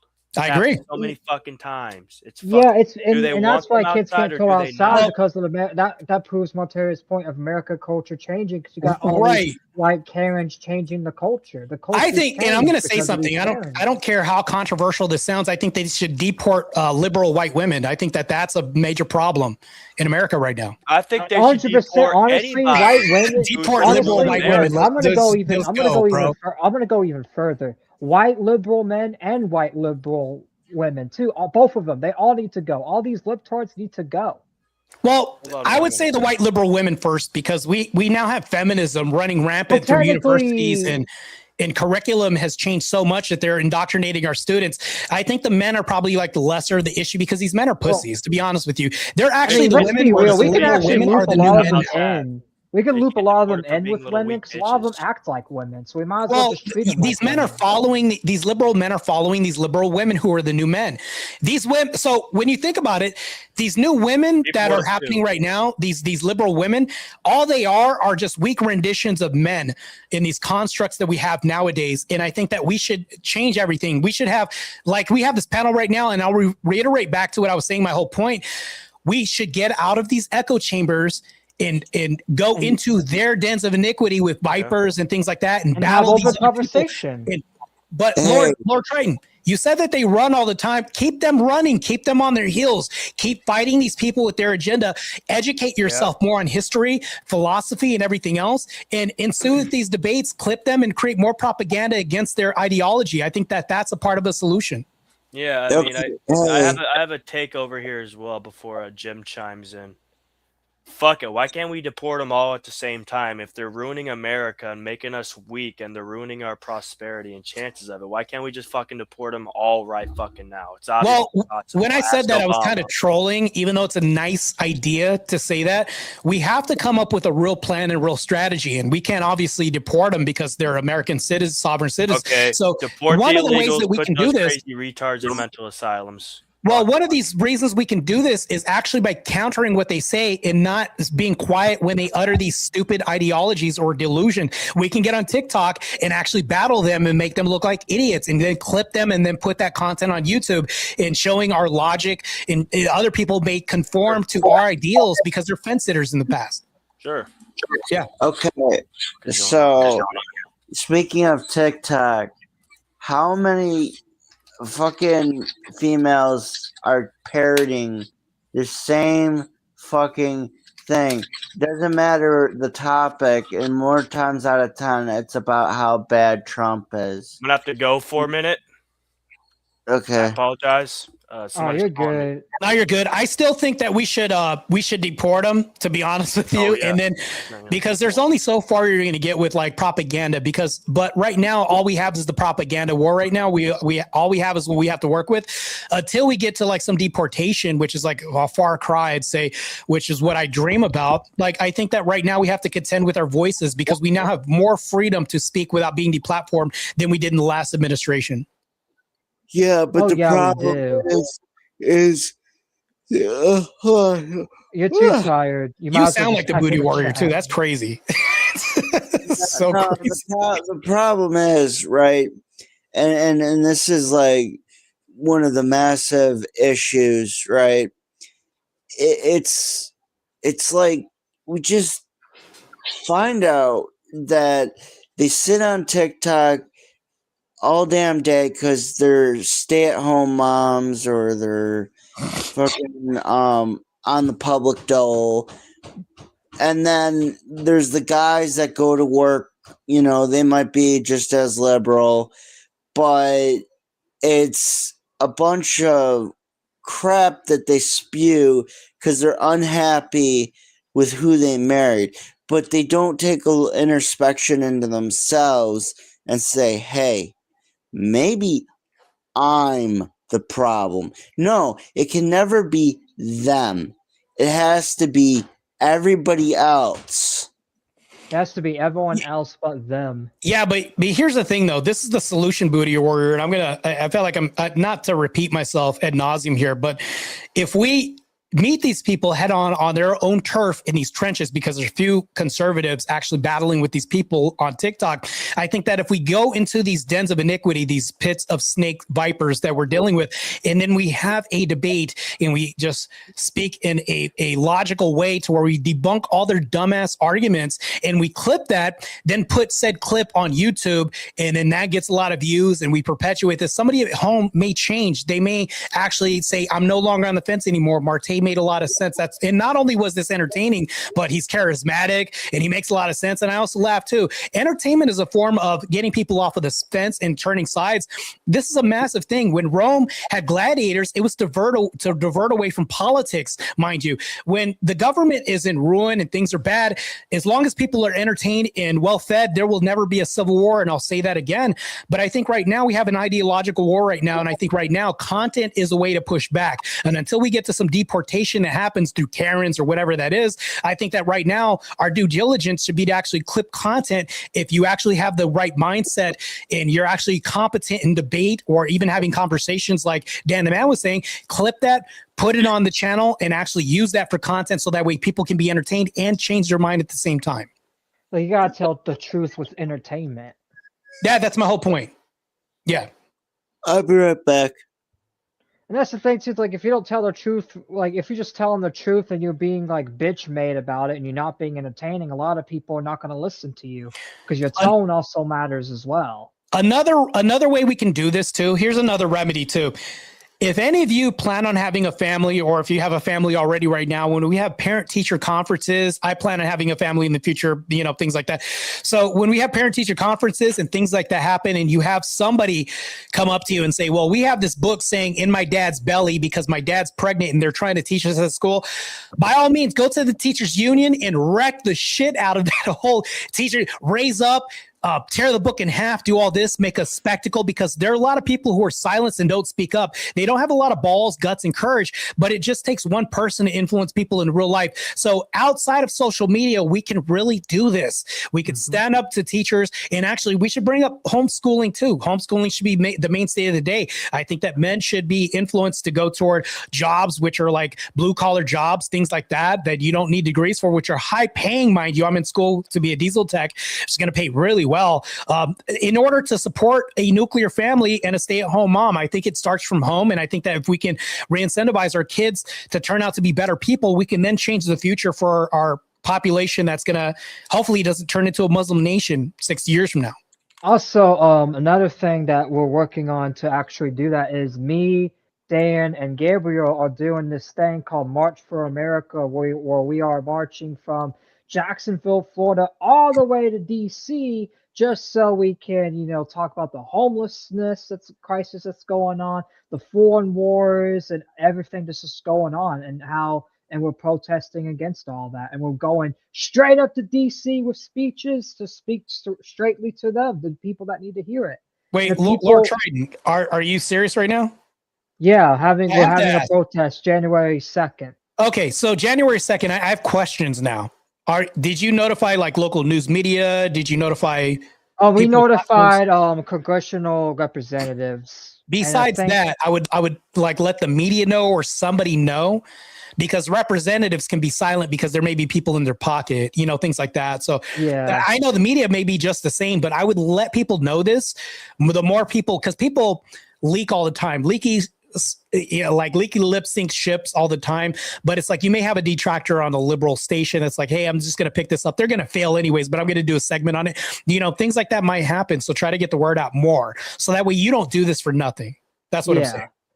Yeah, that's the goal too, is like we do plan on actually stopping by a few congressional buildings, and also like trying to get news media interviews as well on the way, and also going to the actual national malls. Just we hope we don't get arrested, because we do know Trump is very pro-Zionist, and he doesn't like when people speak out against, you know, the wars that are going on within Israel and all that. And we do know Trump's going to try to silence us. But as long as we're a pacifist group, I'm willing to go to jail, because I don't feel like we're doing anything wrong by speaking our mind. And if they want to arrest us for being a pacifist group speaking the truth, go ahead. All right. I mean, more power to you. I mean, so I don't know what your agenda is. I just think there should be no limitations on the truth. You know what I mean? Right, I agree. There shouldn't be limitations on the truth, but just understand, though, within the confines of politics, we have like wolf packs, we have like gala events where people donate $1 million to somebody's campaign thing. I'm not saying that's what's happening to Trump, but Trump's fighting a lot of people that are in his way. He's fighting Dearborn, Michigan, Chicago's Mayor Brandon Johnson, Mamdani, New York. People are pushing back against him all the time. Enough already. I'm not saying that that's what you're doing. But praise God if you're going to do something and it's righteous for sure. About the Zionist thing, I don't really have an opinion, a super strong opinion about that. But yeah, more power to you, man.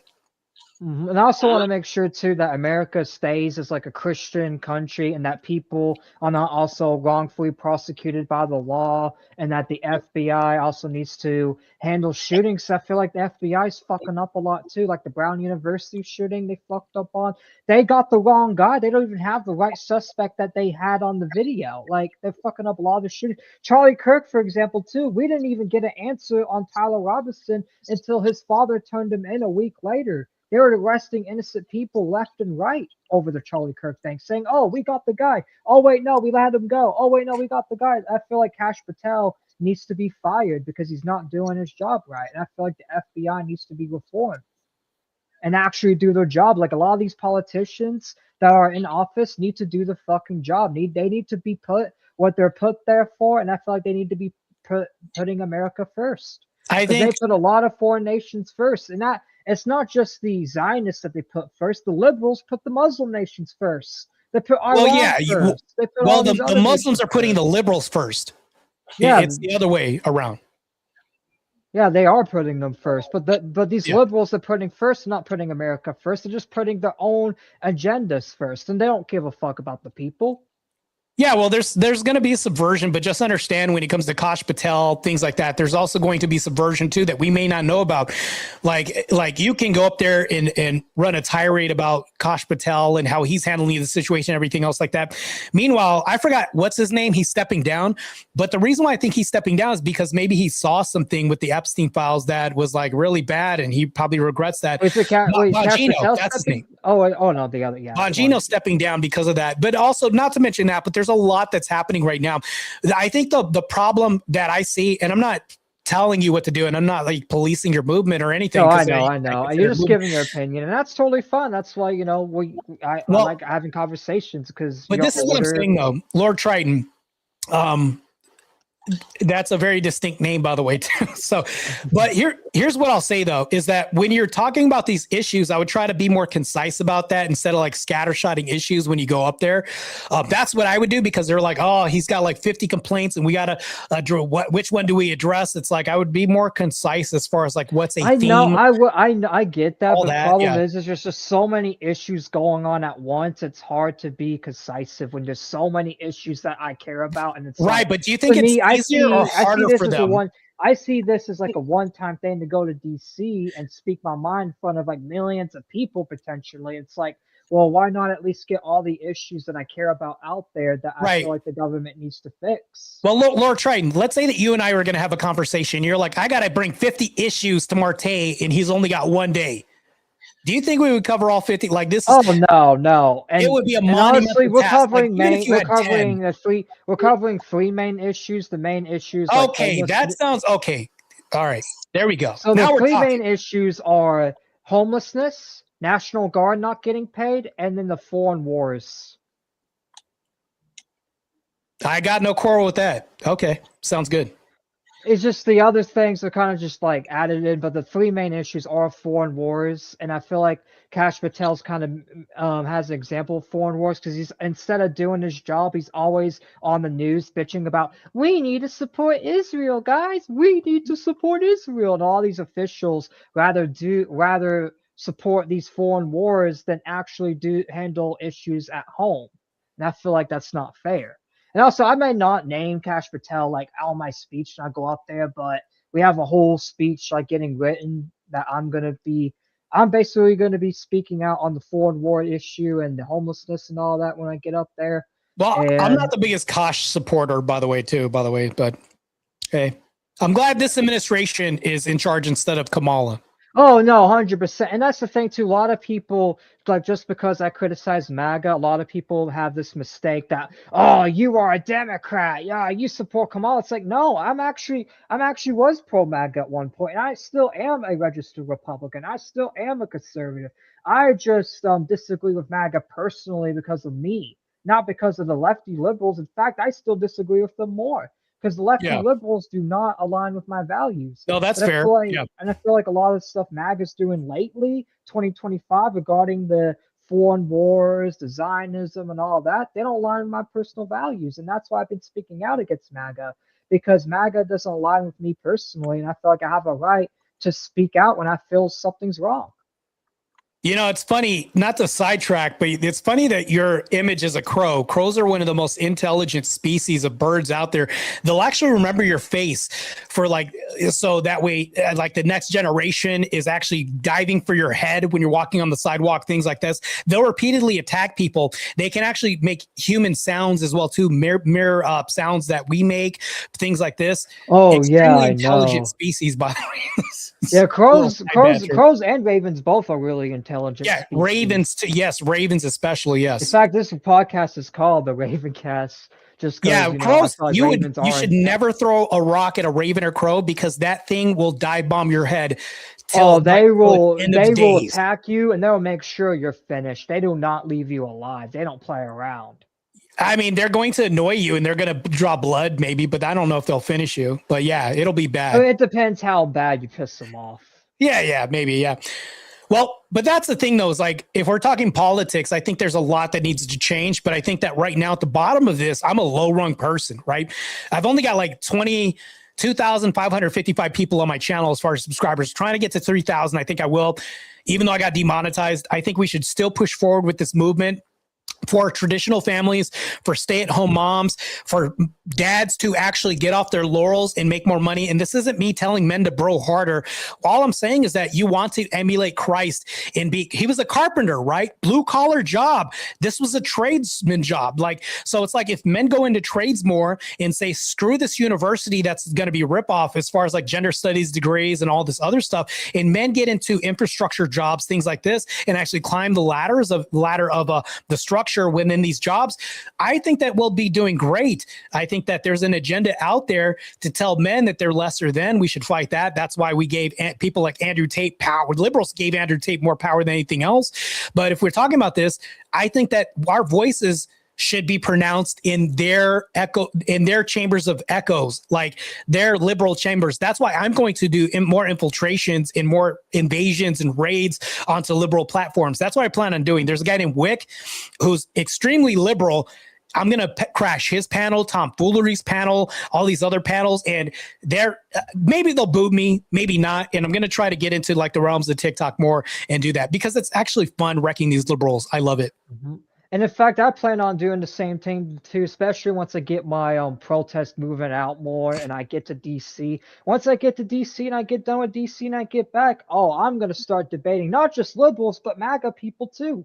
Mainly Zionist MAGAs, because that's my focus is like the Zionists, because I don't like anything that's anti-Christian. I'm going to be real. Like I debate anything that's anti-Christian, whether it's Islam, whether it's Zionism, whether it's the Jews, like it doesn't matter. Like if you're anti-Christian and you think Christ was not the Son of God, then I feel like we should debate, we should talk about it, because there's actual scientific evidence of Jesus being real, being out there. A lot of people like to deny him, but it's like, how could he deny something that science itself proved?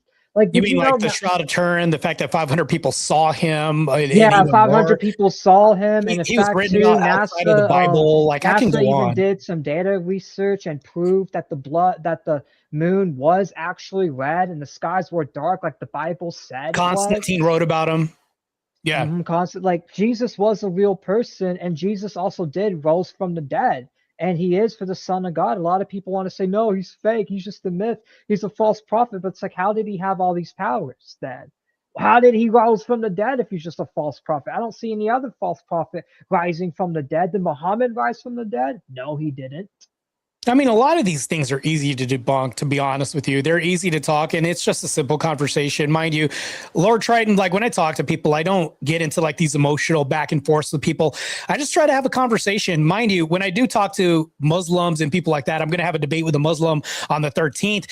He's probably going to be the antithesis of me. He's going to be the most emotional debater that I've ever debated. Meanwhile, I'm going to be stoic, calm, factual, functioning, you'll just be yourself, telling the truth. But just understand, just understand that when I have this conversation, there's probably going to be like at least 1,000 to 5,000, whatever that is, watching this debate and seeing how Christianity and Christian ethics holds up underneath this emotional scrutiny of Islamist people like that, who are really aggressive and emotional and have no foundation of which to support their ideals. And I think that this is good. This goes back to my belief of social media, us having debates and having these conversations.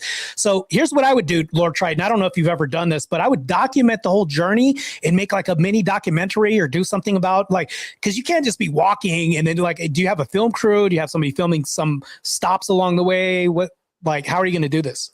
So we basically got like a team, a group of us, and we're basically just we have like solar chargers for our phones. We're basically gonna be streaming throughout all the towns we can get service on, and basically just document the protests, go to congressional houses, get the congressional representatives to sign off on it, and we're basically gonna just keep spreading our message, having a live stream, and go out to all these towns and preaching our message. Stop by a few towns and get few speeches going along the way as well, get few speeches recorded. Yeah. I think that's good, man. I think that we should have a social push towards this. And I think that if we do this, we can inspire more people. I would like to think that I inspired a guy named The Aftermath to actually start doing more debates. I actually implored him to do a debate with me. And now that he's done a debate, he's like, I'll do more debates. Good. Even if it's not against me, I would say that that's a practice session. Bring more people on board so that you can even play devil's advocate a bit. Get more people to be interested in kind of pushing back and debating these issues. Which because if you have any Zionists that are willing to debate, I'm willing to debate with a few Zionists. Well, even people who are like, what I'm talking about is like people that are like, well, I wish I could talk, but I don't know how to debate or get it. Say, hey, just show up on YouTube and we'll have a mock debate. Form a debate club. I think that these are extremely integral to like growing a community. And I think that this is one thing that men are lacking. Men don't really have community. If you think about this, the church is like, especially the Orthodox Church, is one of the last bastions of humanity where we actually have a solid community of men who are patriarchal, who support traditional families, who love Christ. And if you go to any Orthodox church, you're going to see swords and shields. Do you think that that's just a coincidence? I think this is because we should be warrior saints. And if we're not warrior saints of the home, of the workspace and everything else, we're not going to get the respect of women that want to make us their husbands. And not to mention this, but in order to have a nuclear family, you have to defend this. Otherwise, it'll fall apart. And defense could be staving off from a financial disaster, meaning making good, decent money to support both so that we should be a homeschooled mom. This could be like being physically fit in order to defend your home physically from everything else. And also speaking out, which we're doing right now, against these ideologues that want to infiltrate our kids' school, going up to the parent-teacher conference and saying, no, ripping the book up in my dad's belly, whatever, which is a real book, by the way, and ripping this up and then speaking out. Even if you get ostracized, go to a private school, go to like a Christian, Catholics, whatever that is, like not Catholic, but like an Orthodox school, private school or something like that, right? I think that all of this has to be done in action. We could talk all you want on these panels, but I think I would implore you gentlemen to branch out, get into these dens of iniquity with these people, have conversations, break bread, but really be that person and emulate Christ as much as possible, man. I'm not proselytizing. I'm not a, evangelist, but I'm just saying, I think Christ emulates, like we could talk about Andrew Tate all day long, but that's not the representation of masculinity to me. Christ was the most masculine person to be because he was fierce to the nth degree and also meek to the nth degree. So if we're talking about masculinity, I think that's we should emulate, but we should do this by our own actions and carry our own cross wherever we go. Mm-hmm. And that's the thing too. It's like, I also want to make sure too that America doesn't lose its Christian value, because we're having not just Muslims, we're having both Muslims and Zionists try to fight over America and basically take over America. And basically, both of them, whether they hate each other or not, both of them have the same goal of taking Christianity away from America. And I feel like that is dangerous. That's why I'm critical of both Zionists and Muslims. And that's why I don't take the side of Israel, Palestine, or any of this bullshit, because both of them are the enemies to Christians. And it doesn't matter. And it doesn't matter like which one's worse. It doesn't matter. They both treat us like shit. Like Israel, for example. Israel spits on Christians. Palestine kills Christians. They both hate Christians.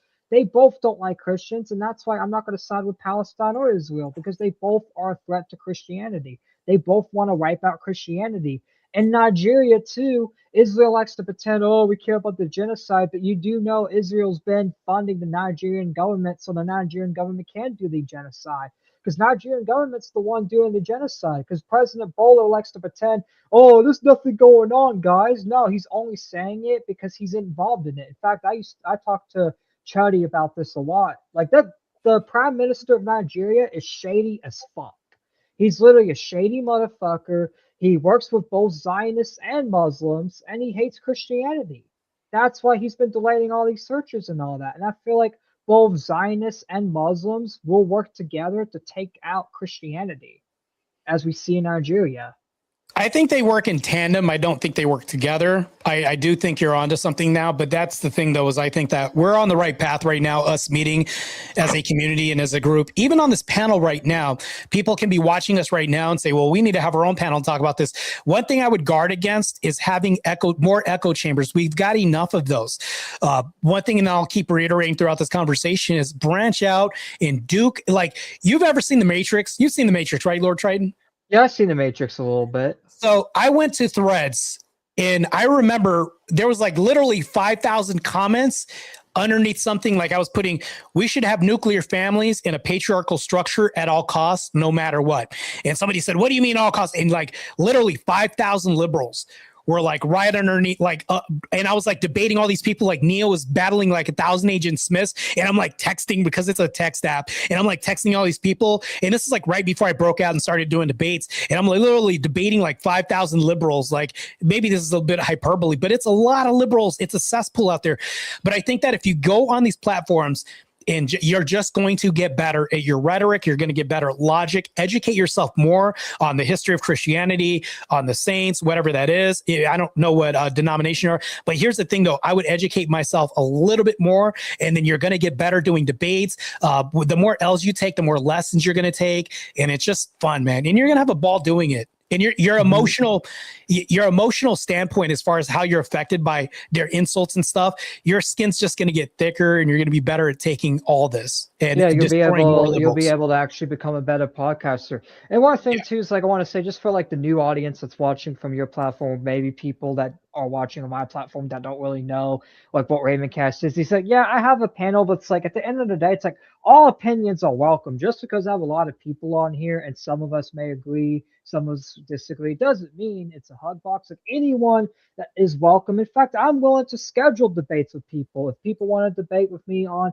Zionism or maybe my MAGA criticisms or whatever, like, I'm willing to talk to anybody, because I feel like as long as you're open with people, that's how you grow more, and that's how you get more respect, is by being open, hearing out the other side. I'm willing to hear out the liberal side too, 100%. Even though a lot of them don't want to hear out my side, I want to hear out their side. In fact, I want to understand like their perspective. I want to understand like why liberals think censorship is okay, why they think that Christianity should be purged from America, and all that. These are stuff that I do actually want to have the conversation about, because I want to know like where these people are coming from.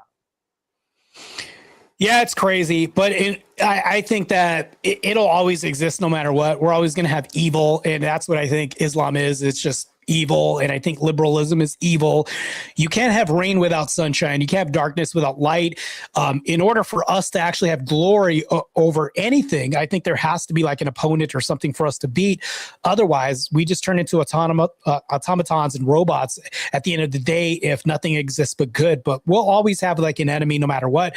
But even when Dan the Man was saying the 1%, I don't think that conspiracy theory is like playing out outright. What I would say is that racism and race politics would exist even without the 1% and these oligarchs. We would always be at war with each other. Like, let's say it was nothing but white people.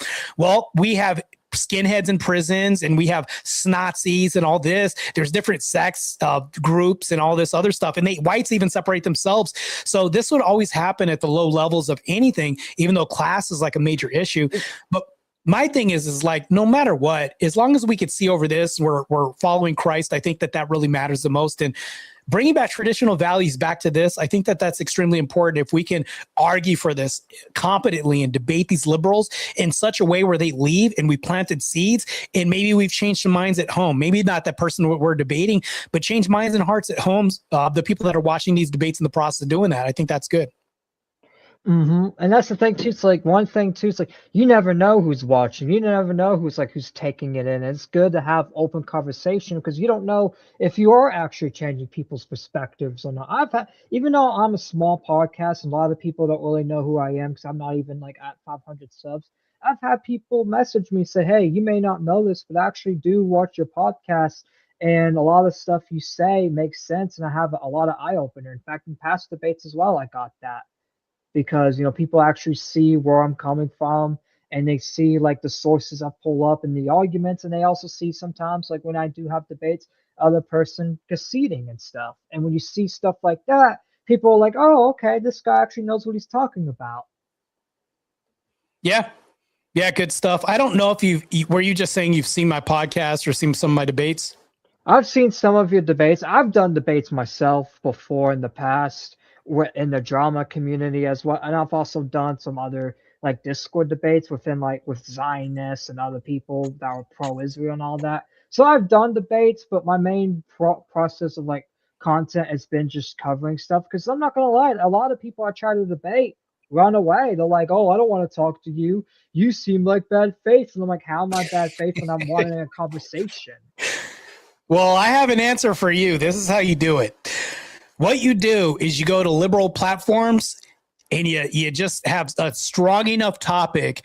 Matter of fact, I could send you like a ton of topics that'll just piss them off enough to where it's like, no, he's wrong about this. I literally debated a guy named Radical Coper a little while ago on why men should not be stay-at-home dads. So like that was a literal topic. So these liberals will debate you on anything when it comes to this. I think that if you go to Threads, that's a good way to recruit because it just post something based. Post something that's consistent with Christian ethics, that's also based in the design of where you want America to go. Just post like a statement, and I can just send you some material through the Discord, and you'll just see all these liberals comment underneath there. And then you post at the top, well, if you guys feel so strongly about this, come debate me. And I guarantee you're going to get like 5, 7, 10 people wanting to do this. And out of 10 people, one will follow through. You know what Yeah, really one of them gets would definitely follow through. Look, one of them would see the light, and that's the thing. Not everyone's going to see the light, but you gotta at least try. You gotta at least put yourself out there and give them the opportunity, because you never know. Because you don't know that person. You don't know if they had the opportunity in the past or not. You don't know if they've been closed-minded. Because a lot of people that are liberals are closed-minded individuals that have not even heard the other side. Well, not even the person that we're debating, because I don't think I'm going to change the mind of the person I'm debating like 99% of the time. It's the people we don't see that are at home and wanting to be entertained by a crazy debate topic, or maybe like the last debate I had is that whites are the most oppressed in the nation. I had a debate saying that black women are the most masculine women. I had a debate saying that whites should get reparations from blacks. My next debate is going to be on the 13th, and the debate goes, the prompt is saying you should be able to marry your first cousin. I think that when I pick these polarizing topics, like everybody wants to tune into this because it's such a crazy prompt. I would pick debate prompts that are just polarizing like that, but underlining with this, there are Christian ethics you have to talk about and bring. And these people that are at home watching, those are the people you're talking to, not necessarily the person you're debating. You're not probably going to change their mind, but somebody that's watching may like your content, may like the way that you're talking about this, logically following through with this, and it'll change your mind and heart at home for sure. It'll change their mind, or make them actually want to probably be a Christian, make them closer. And you'll get a new subscriber, and they'll follow you, and they'll be like, okay, well, he makes more sense, so I'm now going to follow him. Right. Hey.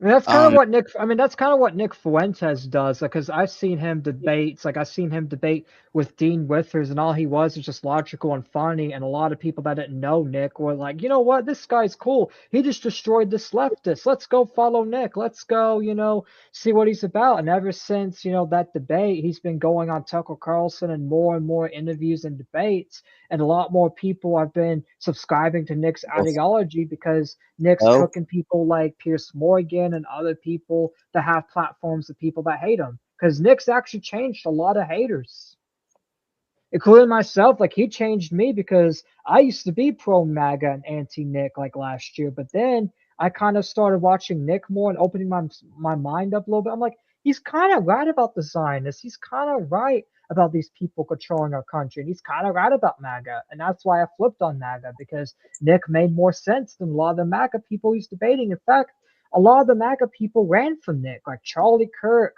Ben Shapiro. A lot of them ran from Nick, and I see that as pussy behavior. And as someone at home watching, I was like, you know what? I'm going to be a subscriber of Nick, because all these other people are running away and he's actually willing to debate and converse with anybody. So there's a lot that's happening right now. And I know we're talking about a lot as far as like American values, people who are public figures wanting to go ahead and move the needle on something. I do have plans for myself. I do want to get on bigger platforms. I was on Jubilee like about a month ago. They called me and said they want me on 3 more episodes, or would like me to happen to be on 3 more episodes.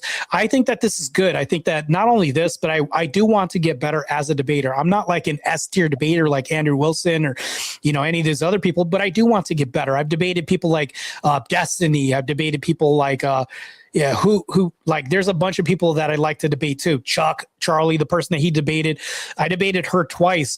So it's like, the better I get, the better I'm going to build this war against Islamists, against liberals, against feminists, things like this. And this goes to my next point. Trump just made a new, he's expected to replace LGBTQ plus month with Veterans Month. I definitely support that. That's also another thing. Oh yeah, I support that too, because I never even agreed with LGBTQ having a month. And this goes along the train of thought of platforms. If people are using their platforms for good, which the presidency is a platform, I plan on using my platform and having this grow and get more subscribers, so that way I can change minds and hearts at home. But also, I just love destroying these freaking liberals, left and right. It's my favorite. I absolutely love it. I know you are on the West Coast, so you probably can't make it, but would you want to join our March for America protest if you could make it? If you can't, that's fine. Wait, hold on. You're talking about me doing a lot of cardio? I mean, you already do. You are a bodybuilder, so it would actually help you a lot. Well, I would have to eat like probably like 6 meals a day. So it's like I'd have to, that's so much prep for me. It's like, oh, no, I mean, you're good. I wish you guys good luck though. It's I hate doing cardio, to be honest with you. But I'd rather stick my head in the oven and do cardio, but it's a necessary evil and I have to do it. But that's too much cardio. I'll probably eat away a lot of muscle doing that. But yeah, thanks. Yeah, no, I understand though.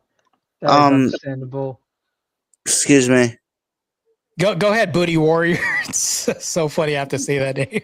Yeah. I don't have to say it, but that it's just there. But anyways, go ahead. So one of the ways you can piss off liberals, one of the best and true and tried methods, you bring up abortion and you say it should be illegal, other than hell, I'll go a step further. It's illegal, and if anybody wants to practice it in every single state, you will get the death penalty yourself for practicing and doing that on an unborn child.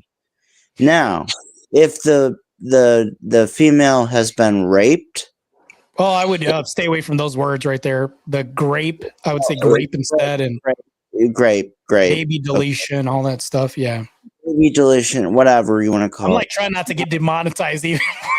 Oh yeah, because he is streaming on his end and he is monetized, which we're also I'm trying to get monetized, and having those words kind of doesn't help it. Well, I don't really do it for monetization, but it's like I still kind of want to get my voice out there. And honestly, I'm not gonna lie, this may be a hot take, but I hate that YouTube has all these rules. I kind of wish you could just go online and say whatever you want uncensored.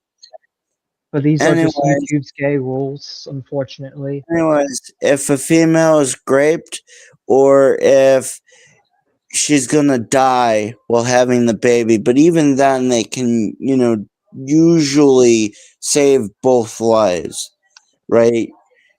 But like, first of all, why would you even have a baby? You should use birth control if that's the case. If you're actually birth control, Plan B. No, abstinence is a form of birth control people never want to bring up. They never want to bring up the fact that they want to be chaste.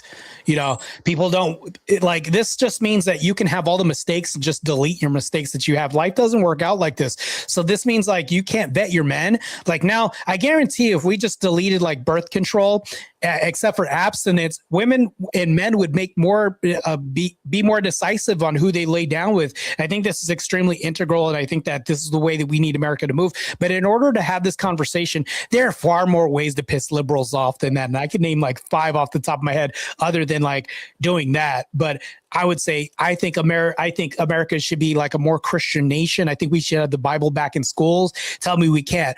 But then they'll say, well, no, we shouldn't have the Bible back in school. Hold on, you're teaching LGBTQ, which is another form of religion, doctrine in your class. Like, it's like whatever they have that they say we can't have, they have their own. If they say we have blasphemy laws and we can't talk about God, but like we'll have blasphemy laws, they can't blaspheme God. Well, they have their own. If I talk about the Jays too much on YouTube or say grape or whatever, my YouTube channel gets demonetized and taken down. So for everything that they want to strip from us, they have their own version on their end. So it's like these arguments could be like 50 different arguments to piss liberals off. But this is the number one way to piss a liberal off.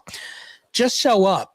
Show up in their spaces where they don't expect you, where they want a comfortable echo chamber, because they don't expect you to infiltrate their spaces, whereas they'll infiltrate your kid's classroom, everybody else. But it's like, hello, guys, I'm Martae. They don't know my views, but they're going to. And that's how we start this. Hello, guys. I'm Lord Trayton, and I support Christ. And all of a sudden, everyone's like, oh, what? Yeah. That's basically what I want to do. And honestly, it's like honestly, if you send me some liberal spaces to infiltrate, mainly some anti-Christian spaces, I'll go in and be like, so what's your evidence that Jesus Christ was not a real person?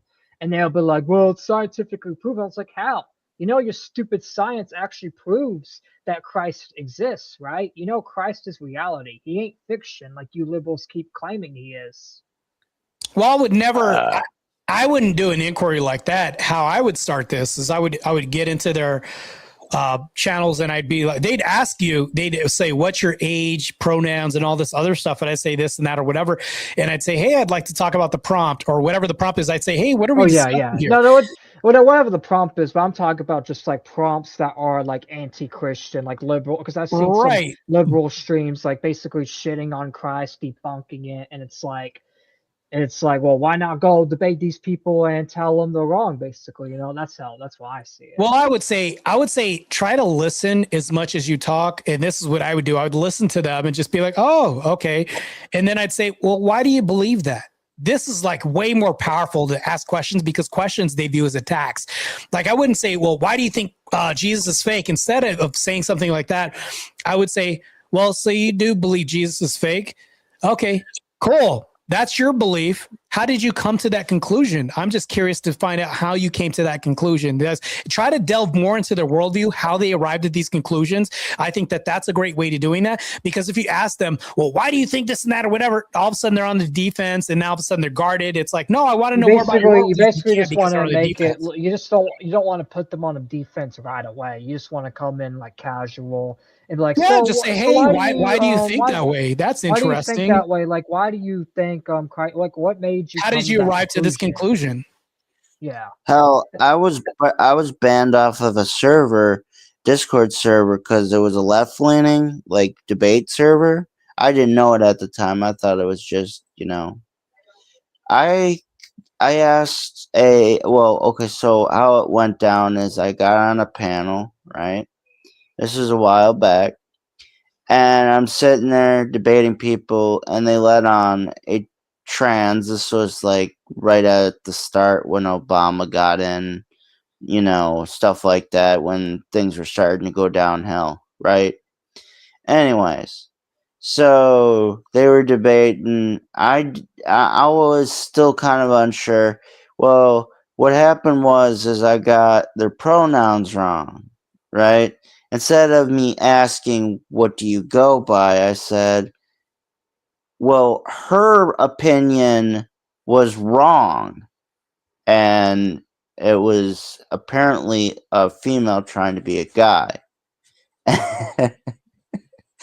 And I was banned from that Discord and kicked off the panel. So you didn't even know that they were trans. Like, you just thought, because that's the thing too. It's like, liberals want to try to normalize, like, oh, you gotta ask people for the pronouns. It's like, I just go by people's voices and how they look, because that's how I always did. That's the thing. Me too. And it's like, it's how you look, and it's like, yo, what's up, bro? Or it's not just that too, but it's like, this is going to be a hot take. It's either a boy or a girl. Like, I don't see 50 genders. Like, I was never even taught that. I was always taught as a kid, it's boy and girl. That's it. I didn't even know what transgender was until like I was like 16, 17, like 4 or 5 years ago. Well, back in the day, they used to have this video game called Baldur's Gate when it first came out. And at the intro screen, they had this selection thing and it said, choose your gender. And when it said gender, we all knew it was sex because you had to choose your male or female. So to me, it's like they're the same thing. It's like gender and sex. It's like you're either a boy or girl. There is no third sex. And even when people talk about things like chimeras, it's like it's so rare. Why even bring it up into the conversation? Like, I just don't understand this. That's just an easy conversation to have with people, for sure.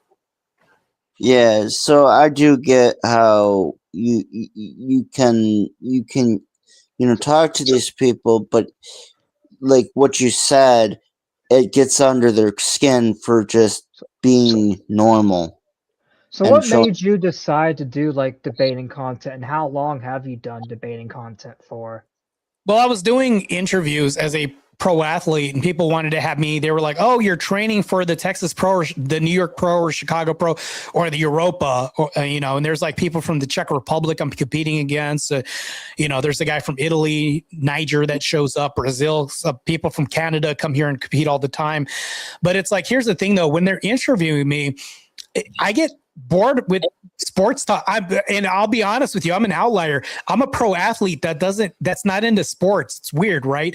I don't watch NFL football. I don't watch any of this stuff. I'm more into like sci-fi, horror, things like that, and reading and, conversation and philosophy, things like in way more into like Christian history and all that.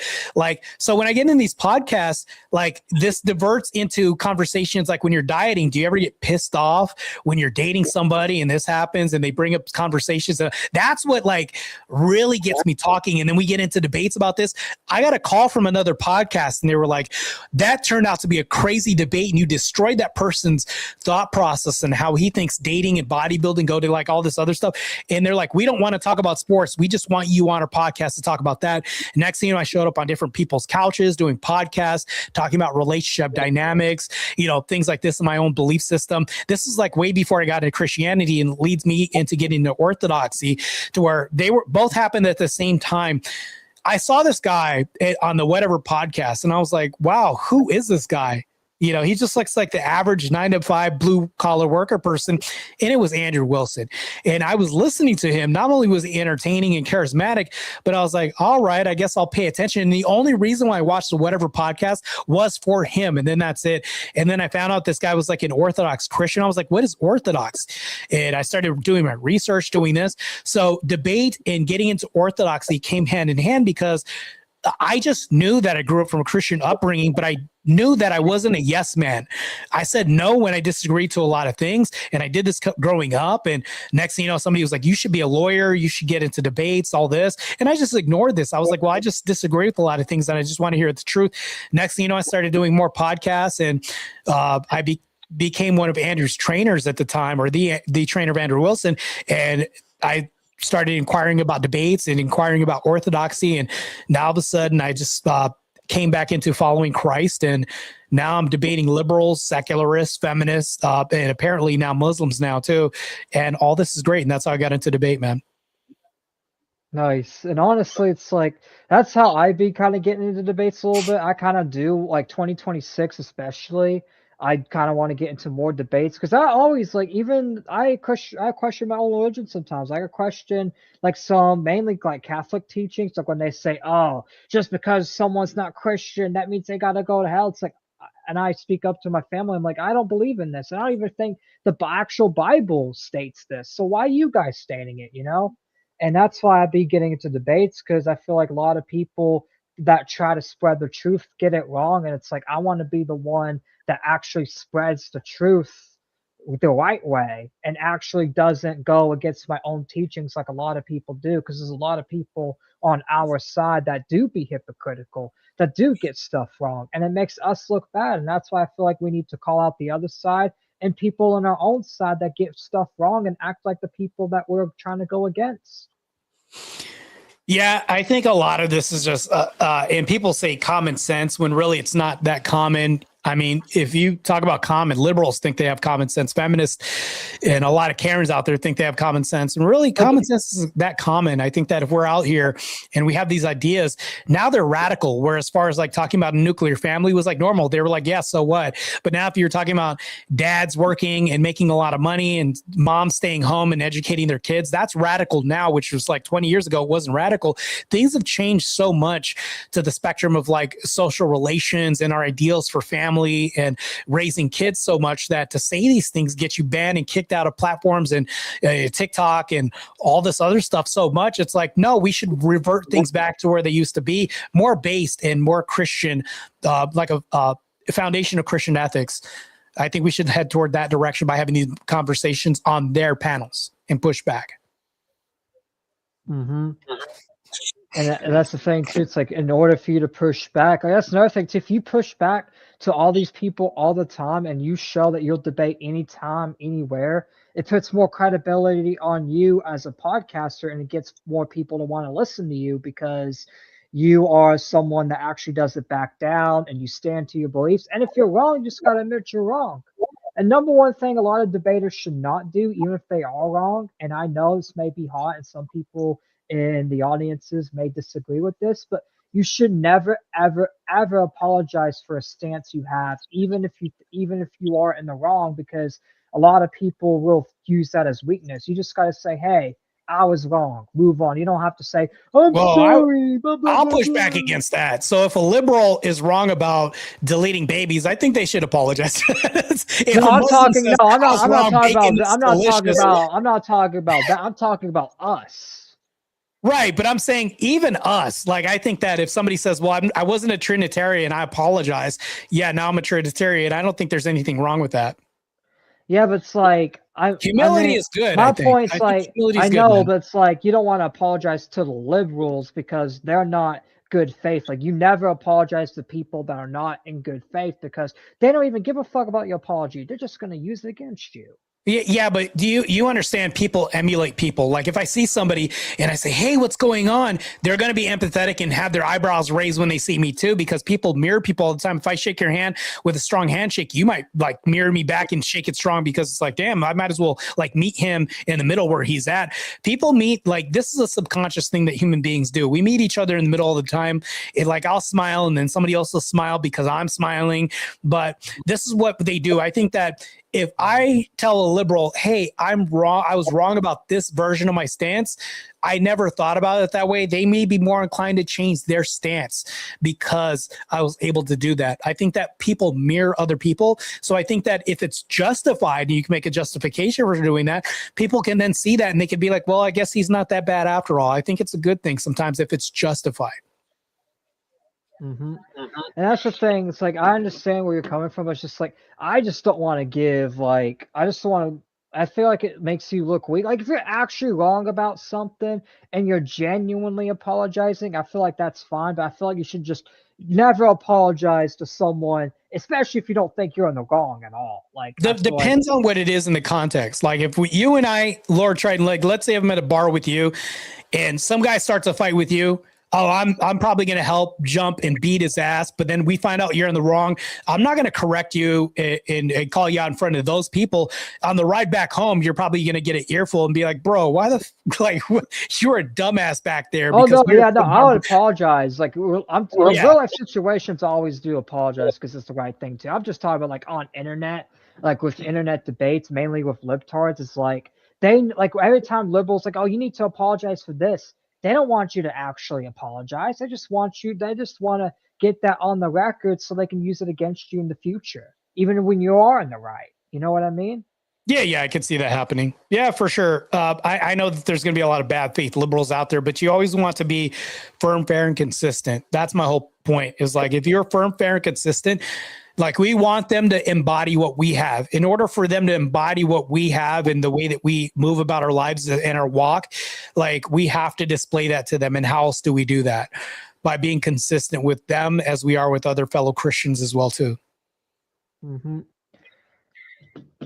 And that's the thing, too. It's like, I feel like, Let's think. If you're all wrong, you definitely got to admit you're wrong, because you can't just double down and lie on something, because that's the thing. A lot of people think they can lie in debates, but in reality, it's like the person at home is smart. A lot of people think the people at home are dumb and just going to blindly believe you. Some people will, because they're just stupid people out there. But the majority audience that is smart and rational are not going to side with you. And you really just want an audience that just dick rides you and an echo chamber, like you said. And that's the thing. I'm against echo chambers myself, because I feel like, there should be converse. And that's the thing. I converse with Dan the Man, Gabe, and some of my co-hosts all the time, because that's the thing. We're different people with different beliefs. Like this, Yeah, ain't yeah, yeah. I can see we're that. not all a bunch of robots. I gotta Like, that's dip the thing. out, guys. I'll talk to you later. All right, take care, Booty Warrior. Take it easy, man. But it's like, a I feel like crazy name to I feel actually like follow through it. converse and criticism is important, and that's the reason why my community exists, because I feel like you should have a conversation with people. You should talk to other people that disagree and shit. You know what I mean? Now I feel like we're actually having an interview.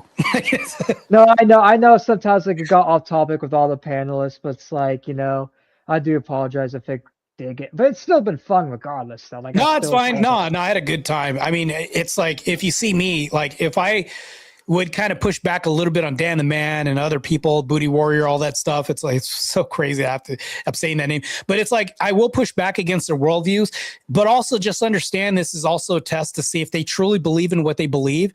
And if they won't budge or will budge, it says a lot about somebody's stance too. So like, let's say that I do believe that you're a Trinitarian. I might question that and push back on that. But most of this might be just because I question the fact that, maybe you do believe in this, but I want to see how you came to this conclusion, why you feel like the way you do. And it's like, this is also a vetting process that we have with each other just to check. It's like, you might show up and I might call you the F slur because I'm a good friend of yours and we do this all the time. But it's like, if you're oversensitive and you're saying, oh my God, I'm just going to cry and be pissed off about this. Well, I just vetted you from my circle. Maybe you don't belong here if you're too sensitive. Yeah, you you do this can't with even each other. handle. That's another thing too. It's like, over the years, like I've had people in my circle come in and I just call them a retard as a joke, and like, you can't say retard. It's like, for one, I got a disability, so it's my word, motherfucker. You can't take away my word, for one. For two, it's just the word, and if you get offended over words, you shouldn't be in my circle. Like, come on, what are you doing? 2025, grown ass man getting offended. Like, I see a lot of grown ass men get more offended than the white liberal Karens, and I know that's a stretch, but it's the truth. I've seen men on Discord and YouTube and some debates I've been on be more offended than white liberal women, and it's scary. Well, yeah, I would tend to agree with that too. But it's like, we also have an advantage that we have something that women do not have. Like, let's say you and me are going to go out on a night out in town and you're like a lard ass and you're wearing a shirt that's too small. I might clown you a little bit before I go out and just, give you a little bit of a rough time before we go out. But all this is kind of to help your development a little bit. Maybe you might think about getting back into the gym, something like that. But I don't think that this happens a lot in women's end. That's why men have a lot of self-development courses and classes, whereas women, you don't see a lot of self-development on their side. And I think that men are actually able to be more honest with each other and razzle us a little bit and talk shit a little bit. Like, we can do this to each other and clown each other before we get out. Whereas like, I got to learn with that with women, because I try to clown like that with women, and a lot of women get offended. And you're not going to see this a lot with women, but then I'm sometimes surprised, but I'm like, wait a minute, you can't clown with women. Like, I'm still learning as like a 20-year-old man. Yeah. Learning that, hey, how you talk to your boys, you can't talk to a female like that, because they will get offended.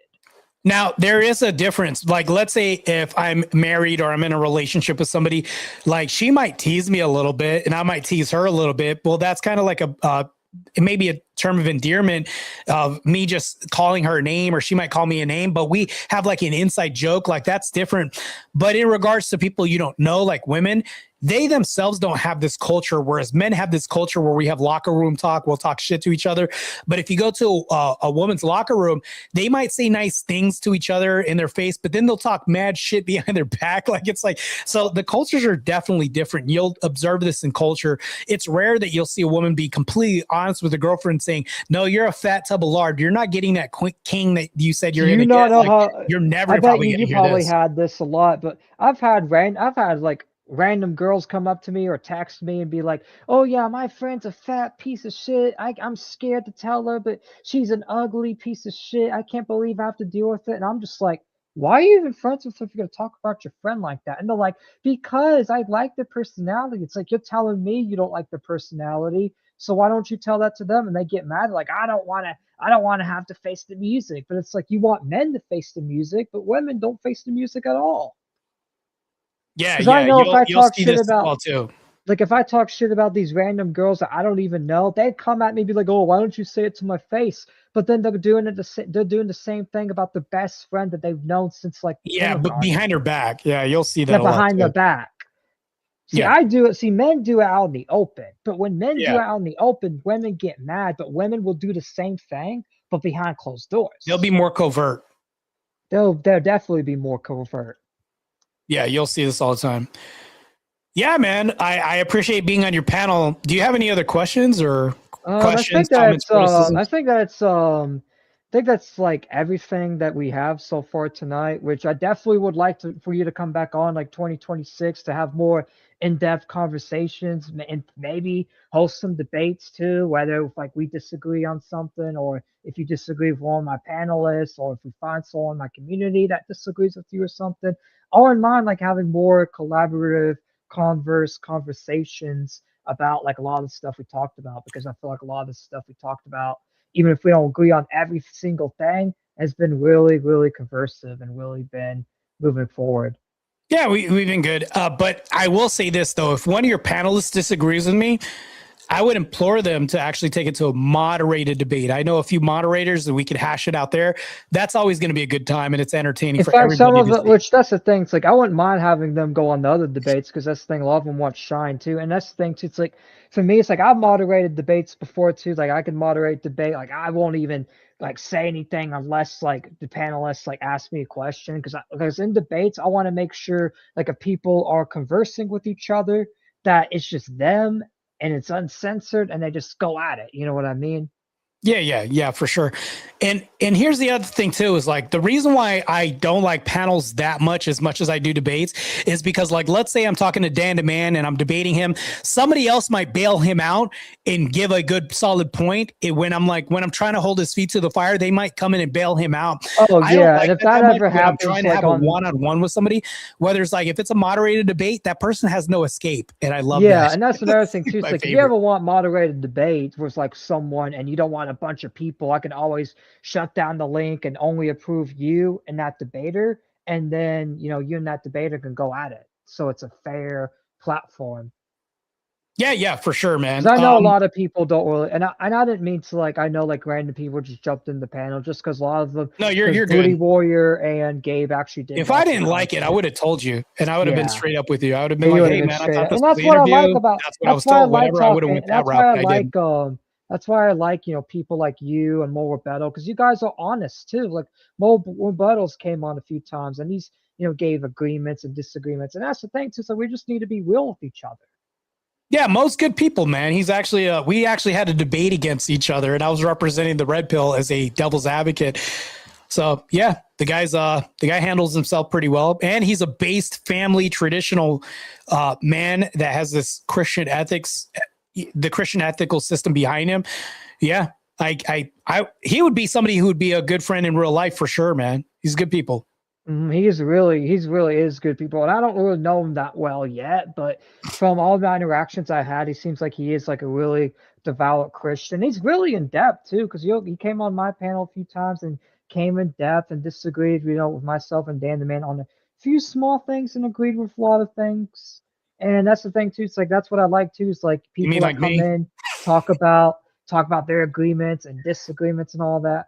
But I don't mean to take too much of your time. Like, I really appreciate you coming on this interview. It was a really great show, I feel like. It was a really great converse show, and I hope you take care and you have a good one. If you have any more. For sure. No, we're good, man. I appreciate it, man. Thanks I for your appreciate time, it and I too. appreciate you letting me up for this interview panel. And I'll keep in contact, and as well, it's like if you have any debates you want to host, if you find anyone that you want me to debate on your platform, I wouldn't mind going on there. Oh, I don't usually host debates or moderate. I did moderate one debate between this guy Emmett and this Islam guy that I have to debate, but that's like a one-off, man. I'm mainly like a spectacle. I like doing. You're mainly just I'm a the debater gladiator in the yourself. arena, not the judge. You're mainly just the guy in the arena.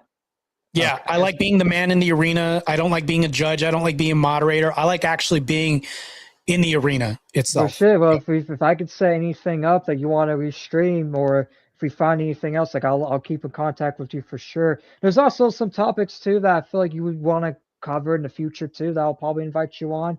Same with Mo and other people. Yeah, sounds good, man. Yeah, I'm gonna go ahead and let you go. Make sure y'all check out Martae Ruelas on YouTube, OTE Martae Ruelas on YouTube. That's his channel, and we will catch you later, man. Thanks for coming on. Sounds good. I appreciate it. Thanks, man. All right, peace. Peace. All right, guys, that was the interview with Martae Ruelas. Great interview, great show, great stuff, honestly. There's a lot of stuff I did agree with, some of the stuff I disagreed, but that's the thing. It's an interview, and he came out and said all of his, opinions, gave really good in-depth and stuff, and I wish him the best. If you enjoyed the show, make sure y'all hit the like button, subscribe to the channel if you're new, and we will see you guys Sunday for the last show of 2025 with Dignity. Peace.